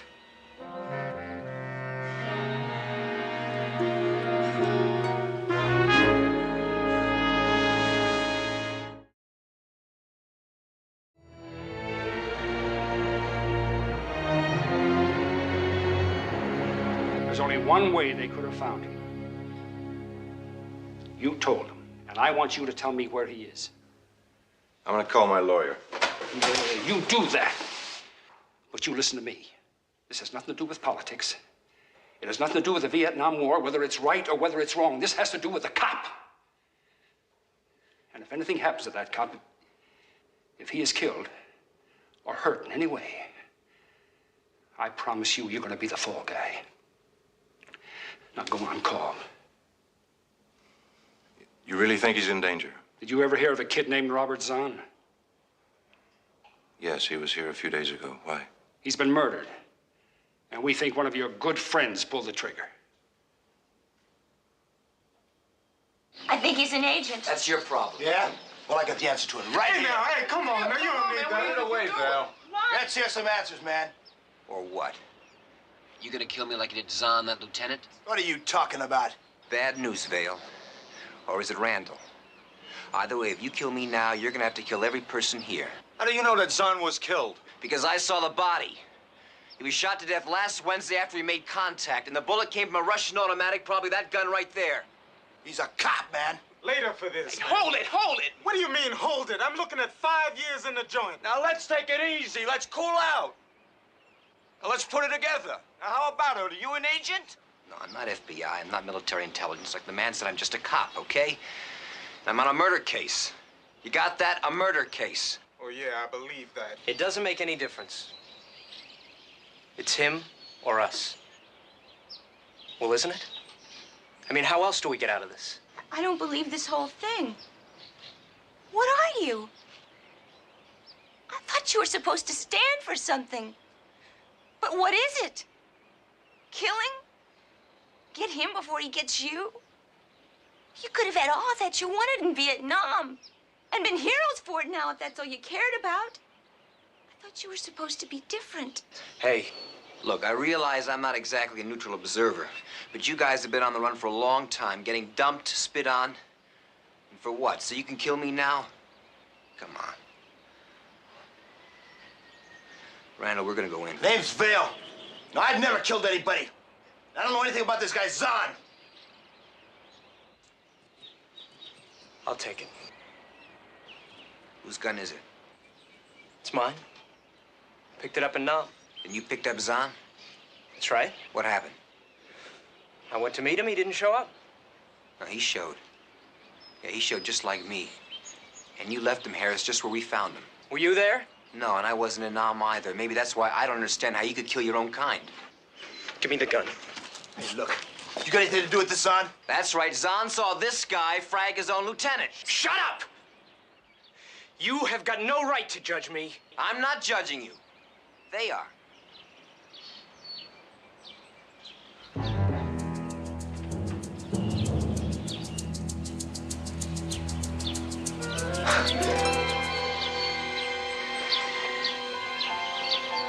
We were looking right into an ambush. There was this lieutenant. Grayson was his name. A real gunny. He could have let us hole up. He could have let us hole up and then pull back, but that wasn't his style, you see. With my life, he was bucking for tracks.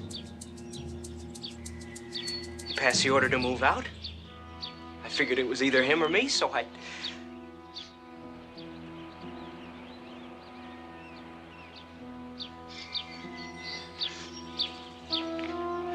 Afterwards, they started opening up on us, you see. So I started to run. I ran until I came on this guy, Harris, Ron Harris. He was dead, so I took his tags, that's all.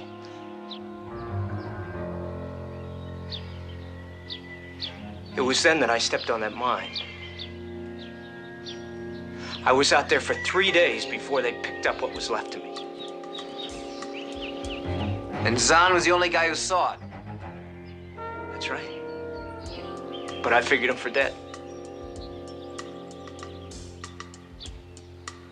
Well, what would you have done, huh? same thing, right?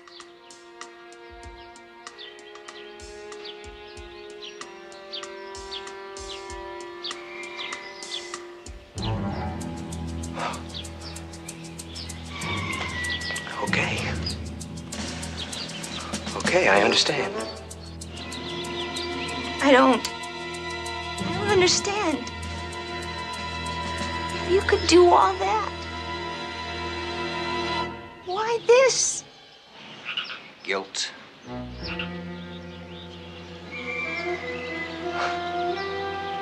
Maybe. All right. You guys are on your own. You coming?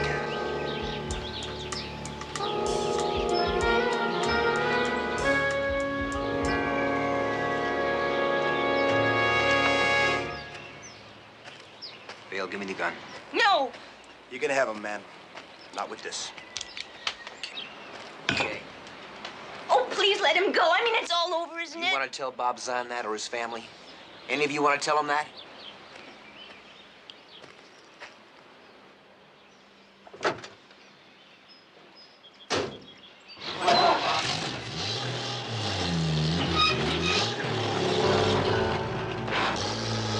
Get out of there, Randall!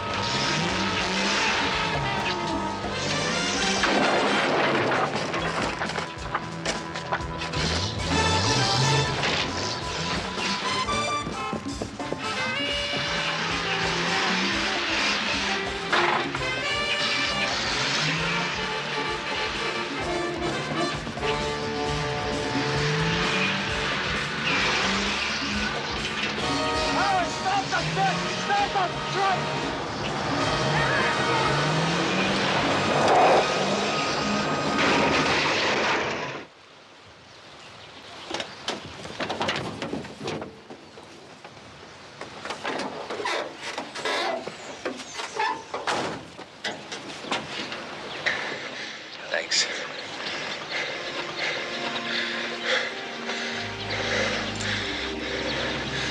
The war's over. Let's get out of here. Come on. Yeah, you too, babe, unless you want to go with him. Guns in the shed. Peace, brother.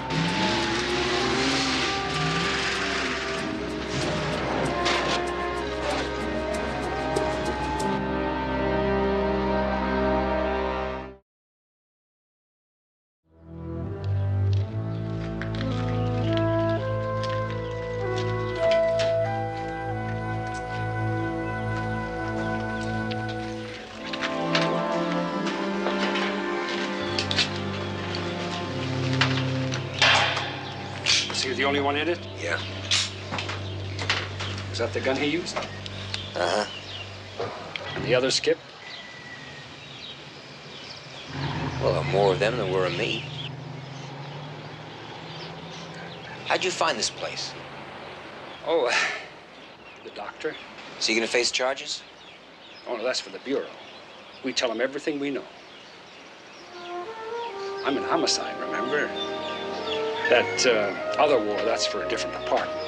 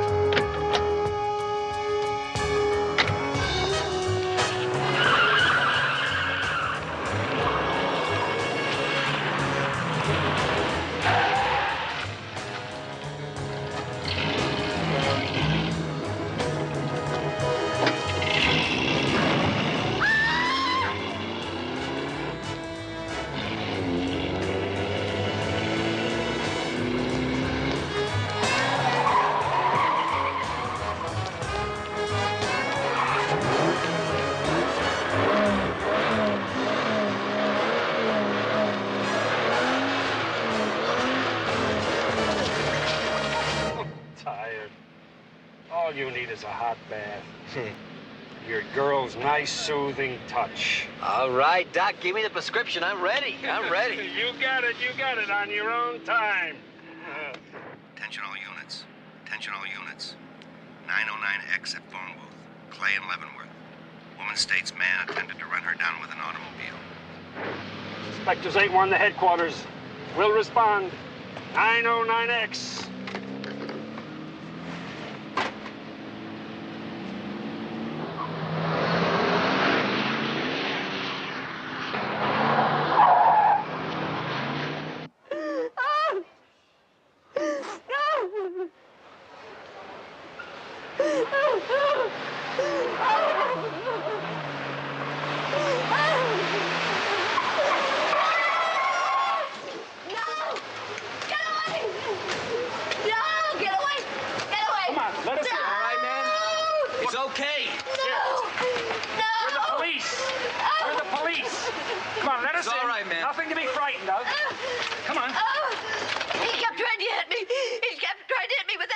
It's all right. Okay, ma'am. Everything's going to be all right. He kept trying to hit me. There's nothing to worry about. Over like a stray animal. Who was it, ma'am? I don't know.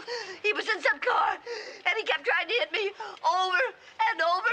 He kept trying to kill me with that car. We're going to take you home right now, ma'am. We're going to take you home. Come on, we'll take you home. Come on. He kept trying to hit me with that car. Is that the only outside entry? Yeah. Nice place. Oh, I'm sorry I kept you so long. No problem, Mrs. Howard. Oh, it's Miss. Are you feeling better now? Yes, I am. Much better. You cold? I can't seem to control this. I'm sorry. Well, there's nothing to apologize about. You suffered a shock. You want to see a doctor? No. I'm feeling much better, really. Thank you very much. You didn't recognize the person who tried to run you over? No. You're positive of Yes. that? Could you describe him? I wish I could. I'd feel much safer. Could it have been the same person that followed you home from the movies? I don't know. I can't be sure. I just can't be sure. But you were followed. You're sure of that? Yes. Every time I kept looking back, he'd disappear into the darkness. And then? And then somebody did try to kill me. I mean, it was a nightmare, but it was no dream. Well, at least we have a description of the car, and we'll keep the case open. But if you remember anything at all, anything, feel free to call us. Yes, thank you very much. You've really been gentlemen. Truly gentle. Good night. Do you live alone? Oh, yes. Oh, but I'm not lonely. Loneliness is bad. But solitude, it's an honored guest. A welcome caller. Good night. Good night. And thank you again.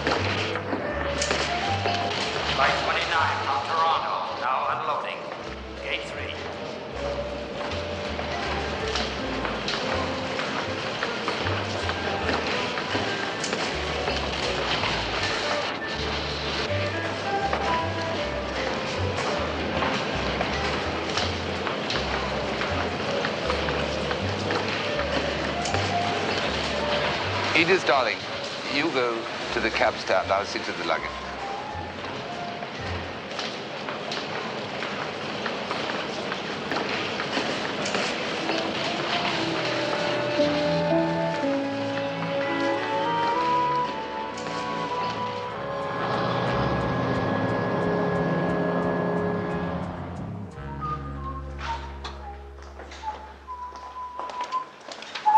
Listen, I got something. Yeah? A lead on that pawnbroker No, I'm killing? still working on that. Oh, I thought maybe you broke that one wide open. Okay, what have you got? Description of the car on the Martha Howard case. They just found Found it abandoned in an alley. It was between 4th Street and Brannan. Stolen vehicle.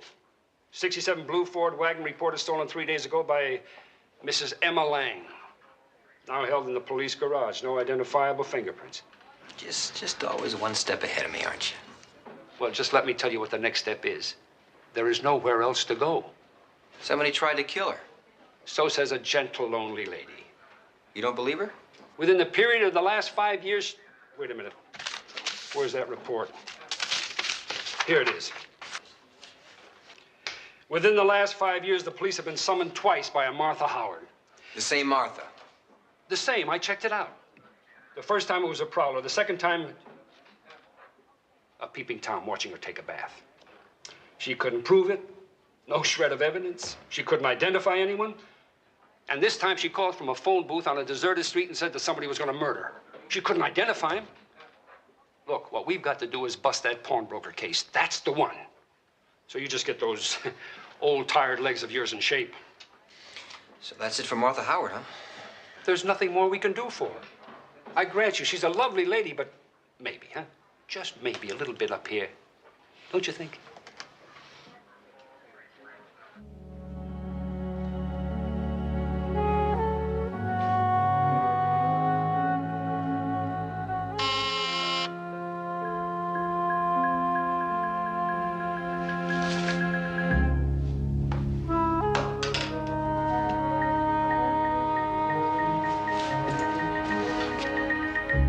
Who is it? Ryan. No, honey.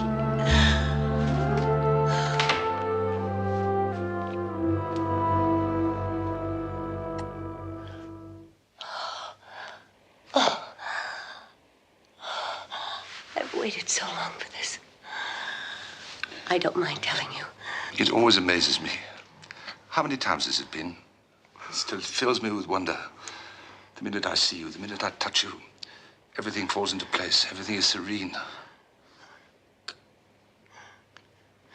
Says the prince to the clown.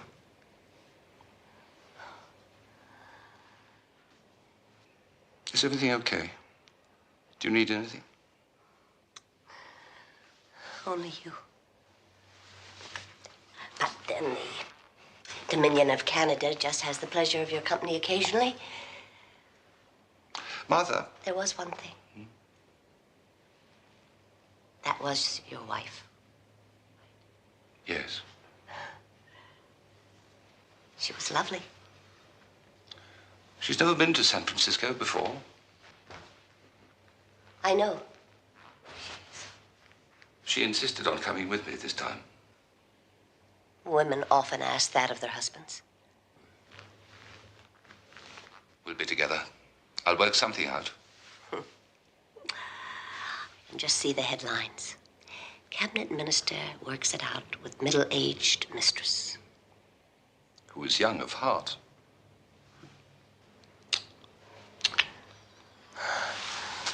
It's skipping rope right now.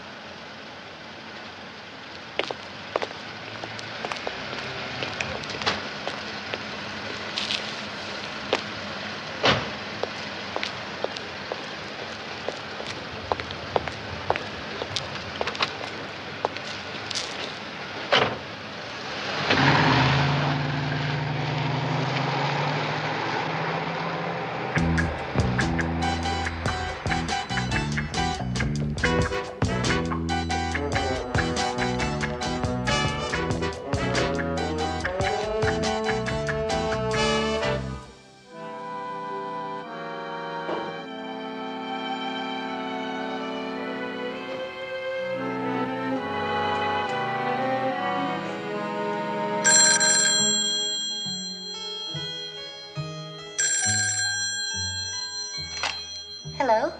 You're dead, Martha. Think about that. You're dead. You don't know it.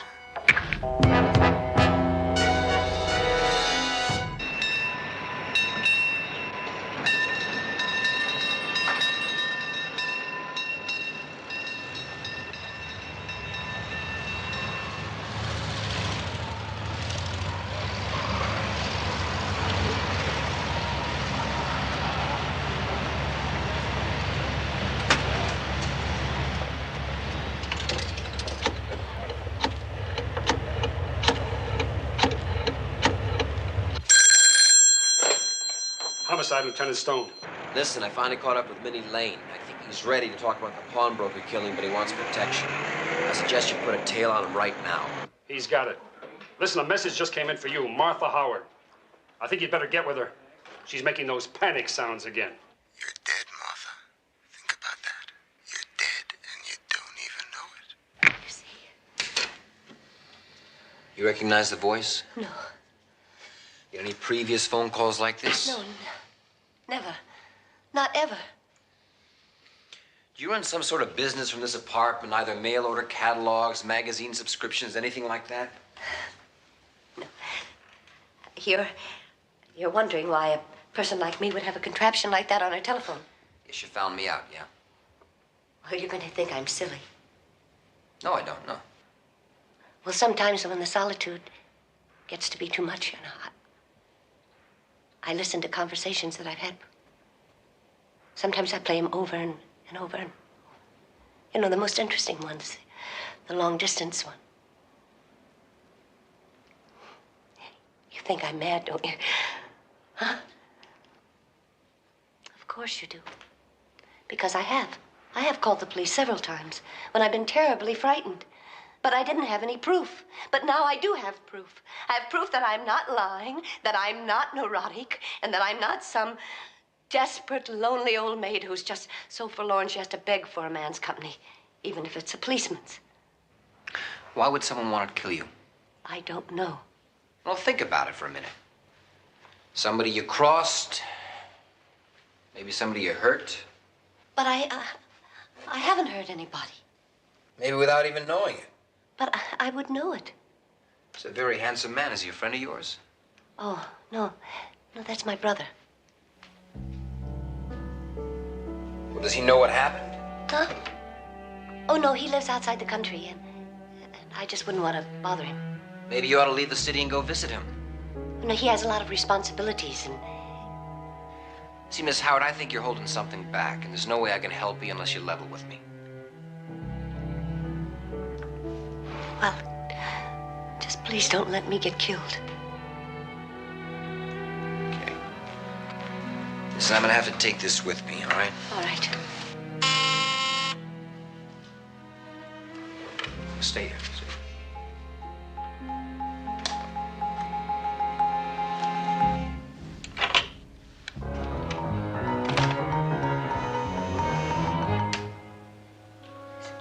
Is Miss Howard in?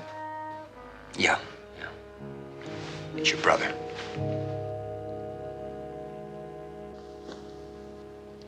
Who are you? Inspector Keller, San Francisco Police Department. Police? Mother, what goes on here? I lied. When you saw your photograph, I lied to him. You could have fooled Why are you yourself. here? It's nothing, Brian, really. Why? The other night, someone tried to kill her, and today she got a threatening phone call. Why didn't you tell me? Honey, it's just some cruel joke somebody is playing. Besides, I've been seeing too many movies, that's all. It's not her imagination. I really don't think it's much of a joke. What are you doing about it? We're working as fast as we can without any witnesses or evidences. We need all the help we can get. Maybe you can offer some, It is Mr. Downing, isn't it? Yes, Brian Downing. Well, that's all right, sir. I don't need to see a card. I recognize your photograph. Heard a couple of your speeches, like what you have to say. Thank you, Mr. Keller. But back to this situation. That's all that concerns me at the moment. I hope it's all that concerns you. It is, Mr. Downing, it is. Miss Howard, take care. Thank you. Darling. You promised us a day. Is this it? But you're in danger. Listen, you're going to forget all about that. I will not be a cross for you to bear. And besides, I'm the policeman's darling, and they're paid to protect me. If I need protection. But all I really need is for you to love me. Will you have lunch with me, Miss Howard? I'd love to, but She's on a shopping spree. It'll take the whole day. Sausalito? yes. I'll be just a minute, okay? You're dead, Martha. Think about that. You're dead. And you don't even know it.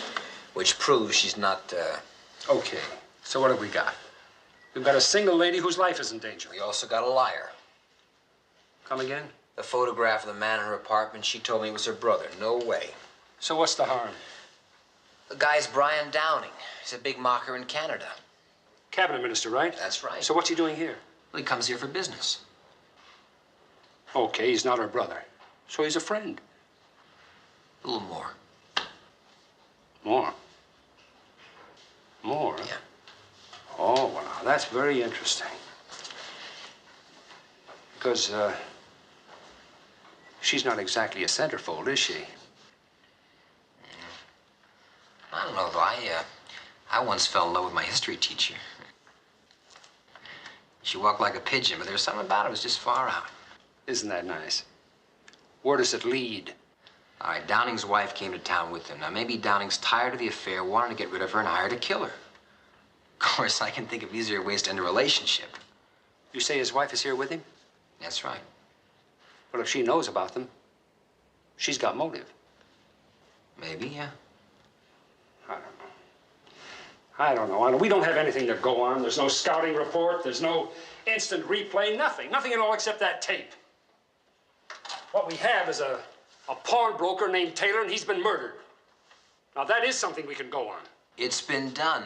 Minnie Lane's spilling the whole story to the DA right now. You turned him? I brought him in another charge, promised him he wouldn't get a jacket. That's good. That's very good. But what about Martha Howard? There is nothing more we can do on that.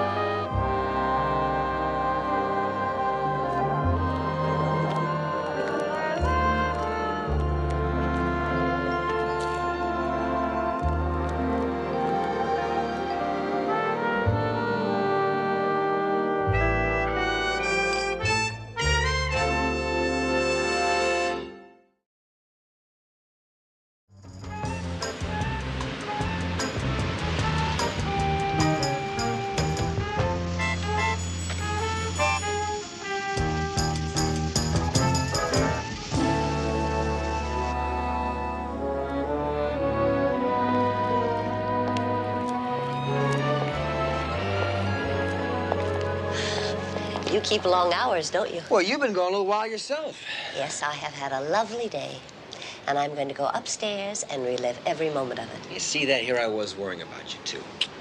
All through the dinner hour? Well, that's the nice thing about daylight savings. Keeps you thin. You're never hungry till after dark. By then, it's too late anyway. Yes.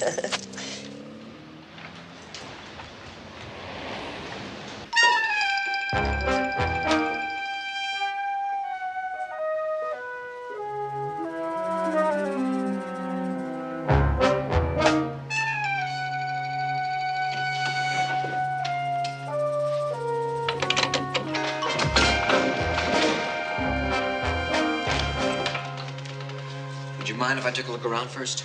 Oh, no, please. I'd appreciate that.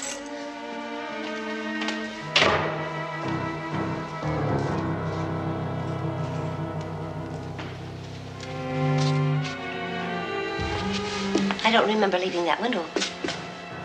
Oh, yes, I do. I left so quickly. Sorry.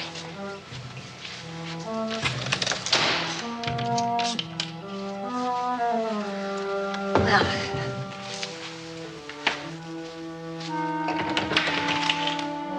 Okay, it's all clear. thank you very much. You're very welcome. You lock the door up after I leave? Yeah. Great. Good night. Good night. Thank you again. Bye-bye.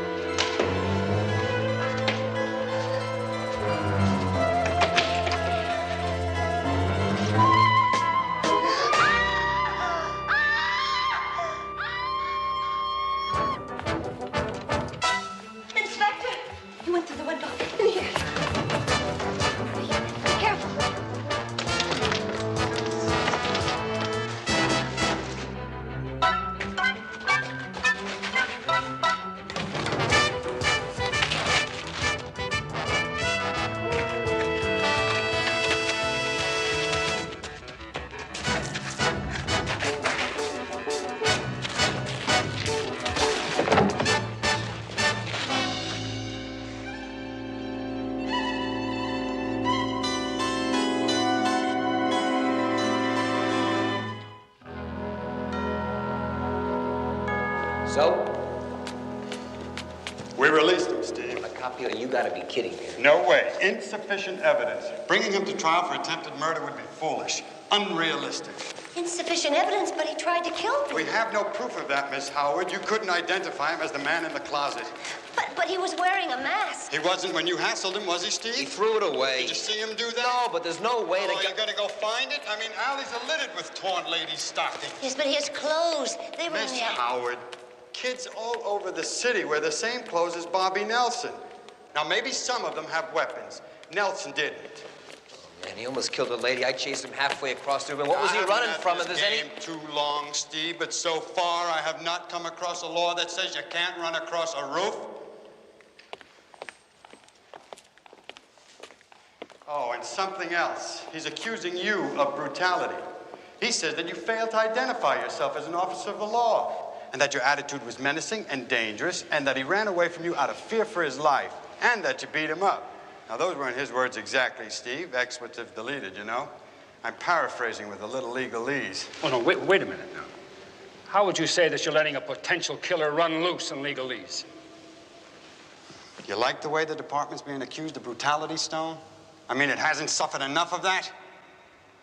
Next time, nail it down, Keller. Tight. What you gave me to go in with now was a bag full of nothing.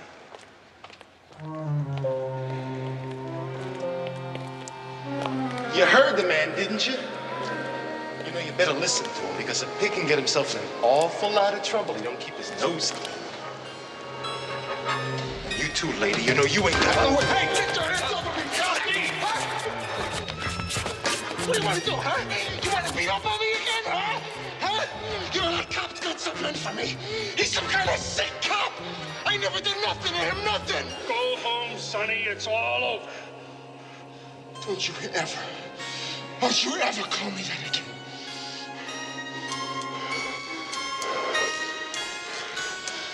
You take Miss Howard home.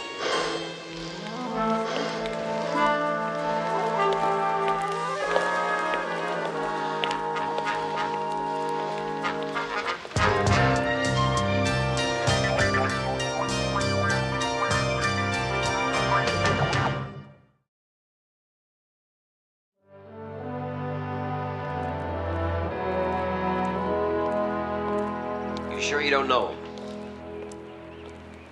There's so many anonymous people in the world, aren't there? I mean, I was one before all this. I may have seen him, I don't know where, under what circumstances, but our paths might have crossed, I can't be sure. But I do know that I never hurt him. I would have remembered that. I hope the same as I would remember if somebody hurt me. How long you know Mr. Downing? You know about us, don't you? Think so, yeah. How long? I could tell you right to the minute, but let's say several years. He's married? Yes. Very important man? Oh, yeah. Yeah, it's incredible, isn't it? A man like him with me. There's something very special happens. Sort of like a small miracle happens between us, you know? And I don't understand it, but I will not question it, and it just happens, and it makes us both very happy and serene. Could he have known Bobby Nelson? What are you trying to say? That Brian wants me dead? You couldn't believe that, could you? No. No, if he wanted that, if he really wanted it, he wouldn't have hired a man who failed. Yeah, I guess you're right. You know his wife? No, but I've seen her once. Does she know about you? No, I don't think so. Darling, Hmm? do you like it? Smashing. And me in it? Smashing. Then I shall keep it. How did your meetings go yesterday? I won some points, lost others. Oh, it was the most perfect day. Beautiful, crystal, sparkling. You could bathe in it. We'll have others to share. Yes. I'm sure of that. Many others. Wear that tonight. After the conference, I'll take you to a glittering place for dinner. You'll stun them. As I stun you.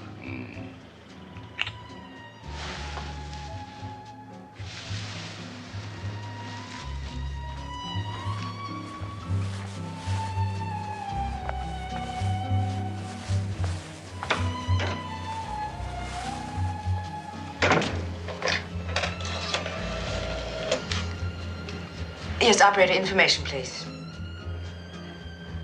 Yes, a listing in the city for Miss Martha Howard.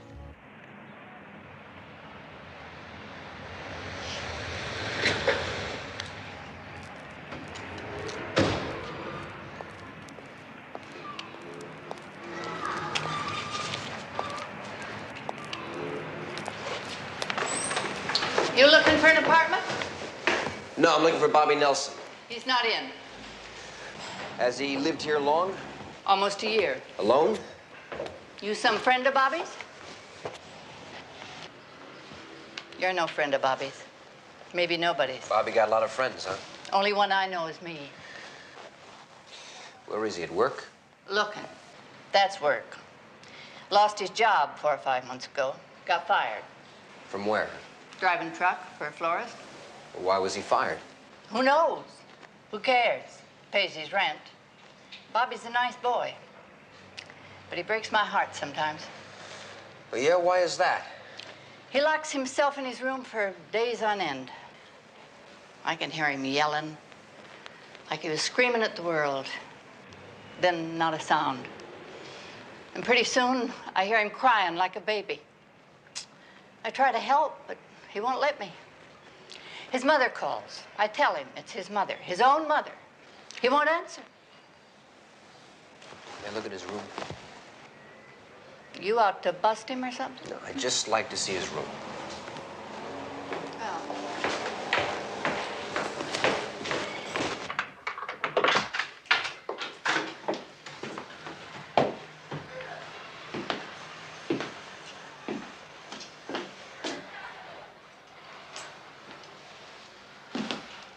I keep it clean for Bobby. It's very clean.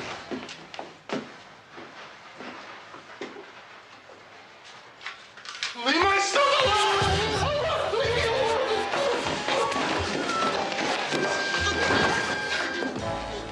This crazy cop's got it in for me. He's some kind of sadist. He's not trying to just bust me. He wants to hurt me. He's all freaked out. I've done nothing. Oh, keep him away from me. Please. Please. You better get out of here. Get out!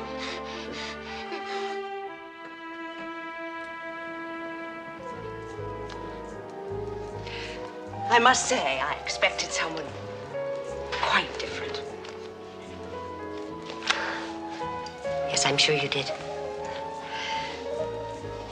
How did you meet? Work? No. Just by chance. Where?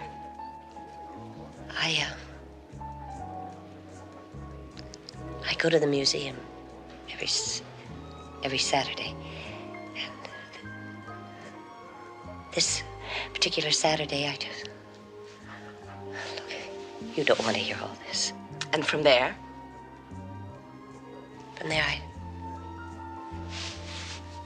I don't remember exactly. Only I know that it has never seemed the way it feels right now.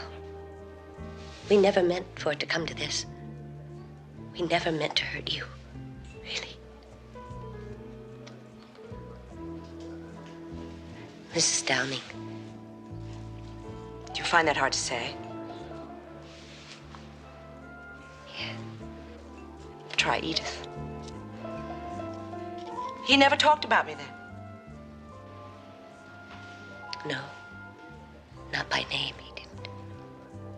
But you knew about me. Yes. So he could be honest with you and not with me. I must say, after 17 years, that isn't very flattering. How did you find out? That was just chance, too. About 2 months, yes, 2 months ago, I saw him walk into a florist in Toronto. He picked out the most beautiful bouquet of flowers I've ever seen, and I saw him write a note. I waited for those flowers all that day and the next. But they were never delivered to me. They were delivered to you by airmail. I checked. And then I wept.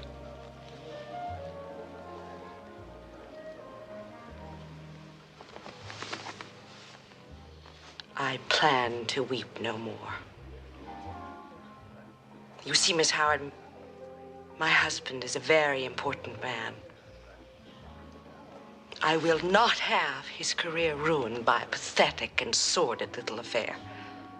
Nor will I have my own dignity denigrated any longer.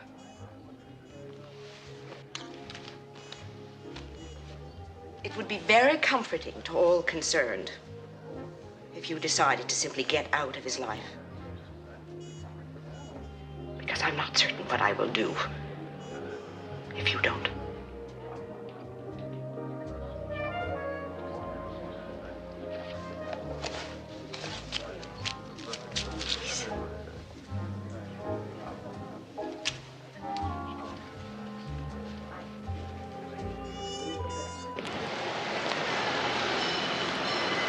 Well, well, well. What have we here? 3 little alley cats looking for action, huh? How tough are you? Huh? You don't look so tough to me.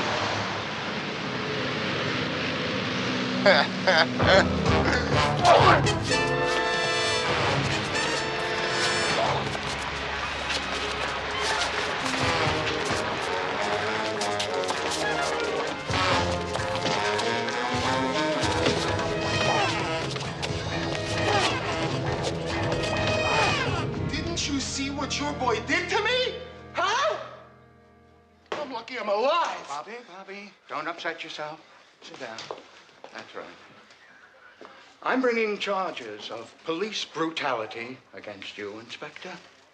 Unwarranted, violent, criminal action on the part of a sadistic policeman. What proof do you have, Tomlin? I've already talked to your superiors, Stone. They assure me that the internal affairs will investigate, and they're not going to allow you to run loose in the streets. They're going to tie you to a desk. One move from you, suspension. I'm asking you, what kind of proof do you have? Proof? How much proof do you need? Please, Bobby. You know the most you can hope for? Dismissal, dishonorable discharge. You know the least you can expect? A sentence for criminal assault with a deadly weapon. You understand, of course, that your fists are like blunt razors. I ask you, what proof do you have? Proof? Yes. Yes, we've got something better than that. We have a witness, Bobby's landlady.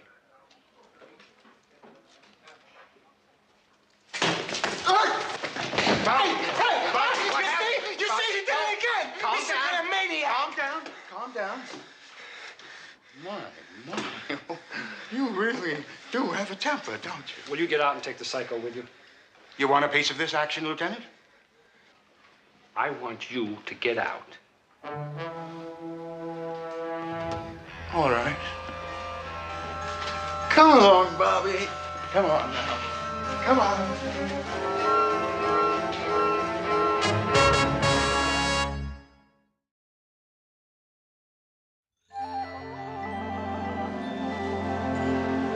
That's beautiful. Just beautiful. I don't get out here enough. You know, I think a good idea would be if we brought a picnic lunch out here every once in a while, instead of going to those hamburger stands and hot dog stands, diners. Okay, come on, I know how you feel. You're all heated up. Let's just walk it off. What kind of a mind do you think would let himself get all battered up to a pulp just so he can ruin you? You said it at Tomlin, the guy is a psycho. Yeah, but who beat him up and why? Maybe he asked for it, maybe he paid for it. Maybe even got lucky. Look, you're not going to understand his mind, neither am I, but I'm going to tell you one thing. I'm going to get him. You Oh, read no. book on that. Oh, I'm going no, to get that guy. no. I'll tell you what I'll write book on. If you make a move, one little tiny move, and I'll bet you the department will kick you out so If fast the that your department head will doesn't spin. buy it, then I've had it anyway. Oh. And that's how that whole thing got started. I'm walking around with my handcuffs on. So now you're going to get bitter on me, too, huh? Okay. It's tough knowing that somebody can get hurt and you can't do anything about it, not one solitary thing. But why don't you look at it from a different point of view, huh? Take a different angle on it. Guys with badges, just like yours and mine, being able to step in wherever they want to and start pushing people around. They have no solid proof at all, but they still push people around. What does that remind you of, huh? Gestapo, maybe? But what am I going to do? It's his word against mine. My hands are tied. I'll tell you what you can do. Why don't you just think of everything that you've dug up already and let me have it? There's got to be motive somewhere for murder. Someplace, sometime, that boy and lady's paths crossed to set him off.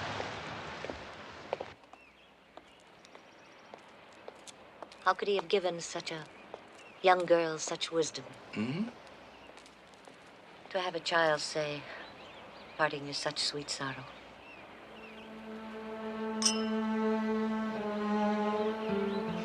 Out of the mouths of babes. Martha, it doesn't have to end now. You're a brilliant man, my love. And you know better. There's so much more for us. There's nothing more than what we've already had. Darling. Don't. Please don't.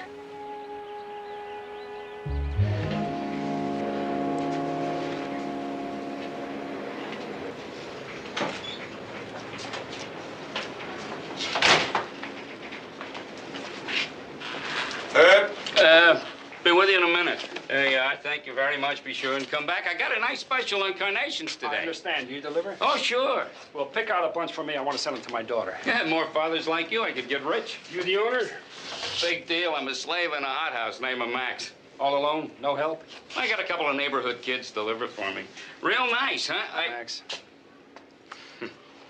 And you still find time to be a father, huh? It's a wonderful world, so why do you want to bust me? Just some information.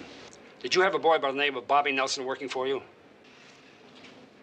I fired him. I heard. Why? He insulted a customer. I can't afford locks, so how can I afford insults? Who was the customer? A lady.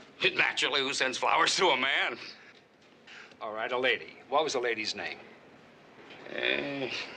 I got it in the file. Was it Martha Howard by any chance? I don't know, but... Go in the files and find it for me, will you? All right. Now, do you want those carnations, or is that just a police tactic? I want them, and I want the lady's name, too. All right, that's... Martha Howard. How did you know that? What was the nature of her complaint?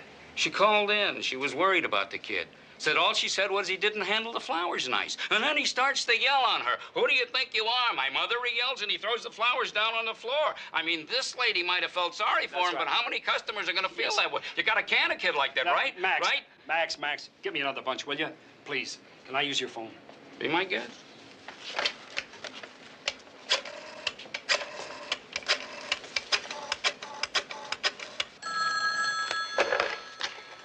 Homicide, Inspector Keller. Steve, I think I just busted the case wide open. Nelson was fired, just like you said. He was fired because Martha Howard called his boss and complained. Well, he's so bent, that could be a motive. It also ties what his landlady said about his hang-up with his mother. He flipped out last time she called. Well, why don't you call Martha and make sure that she's not alone? Right. See you later.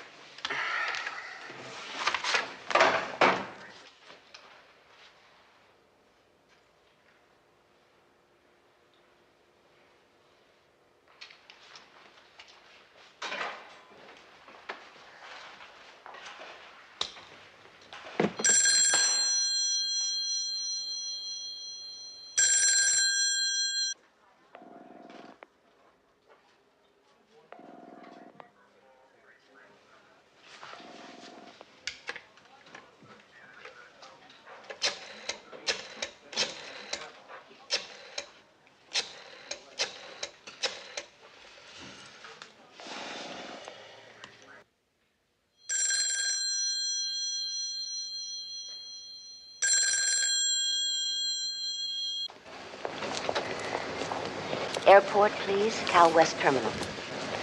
Thank you very much, Mr. Carlson. And have a nice trip. Thank you.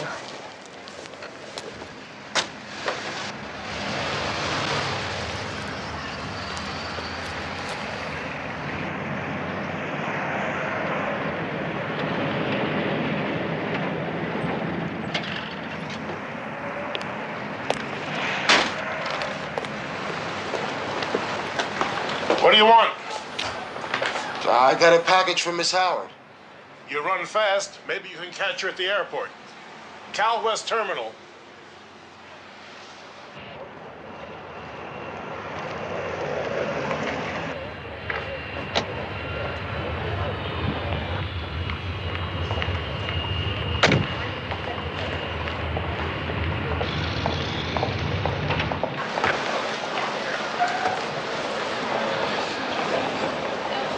Final call, TWA Skyliner Flight 96 for Philadelphia and intermediate cities. Now boarding oxygen number 16.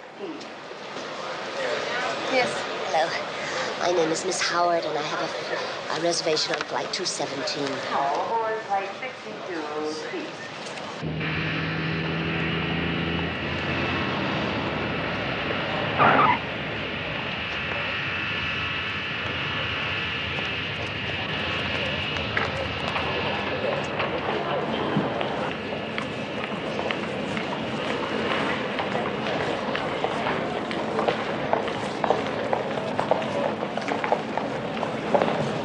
Leaves in 15 minutes at gate 7.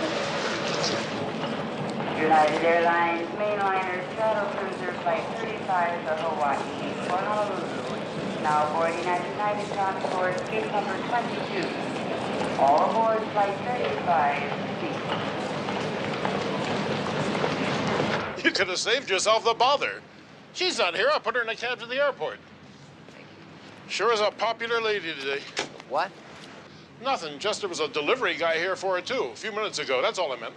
This delivery guy's face all beaten up? Yeah, he was kind of beat up. About your height. Did you tell him where Miss Howard was headed? Yeah, why? What terminal? Cal West, why?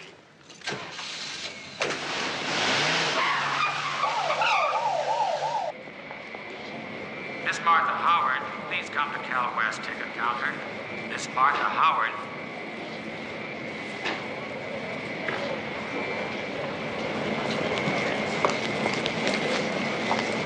Excuse me. You had a page for Miss Howard? Oh, yes, Miss Howard. A gentleman called and left a message for you. Mr. Downing? He didn't give a name, just a message. Please meet him on the flight deck. He's waiting for you. Thank you. Thank you.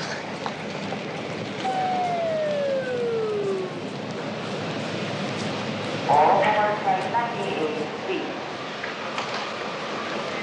I'll take this side. If you find him before I do, buy the book.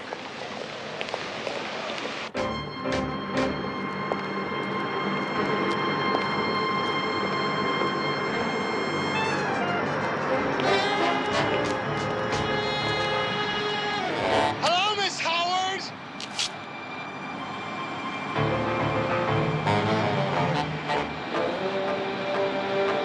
You're not going anywhere.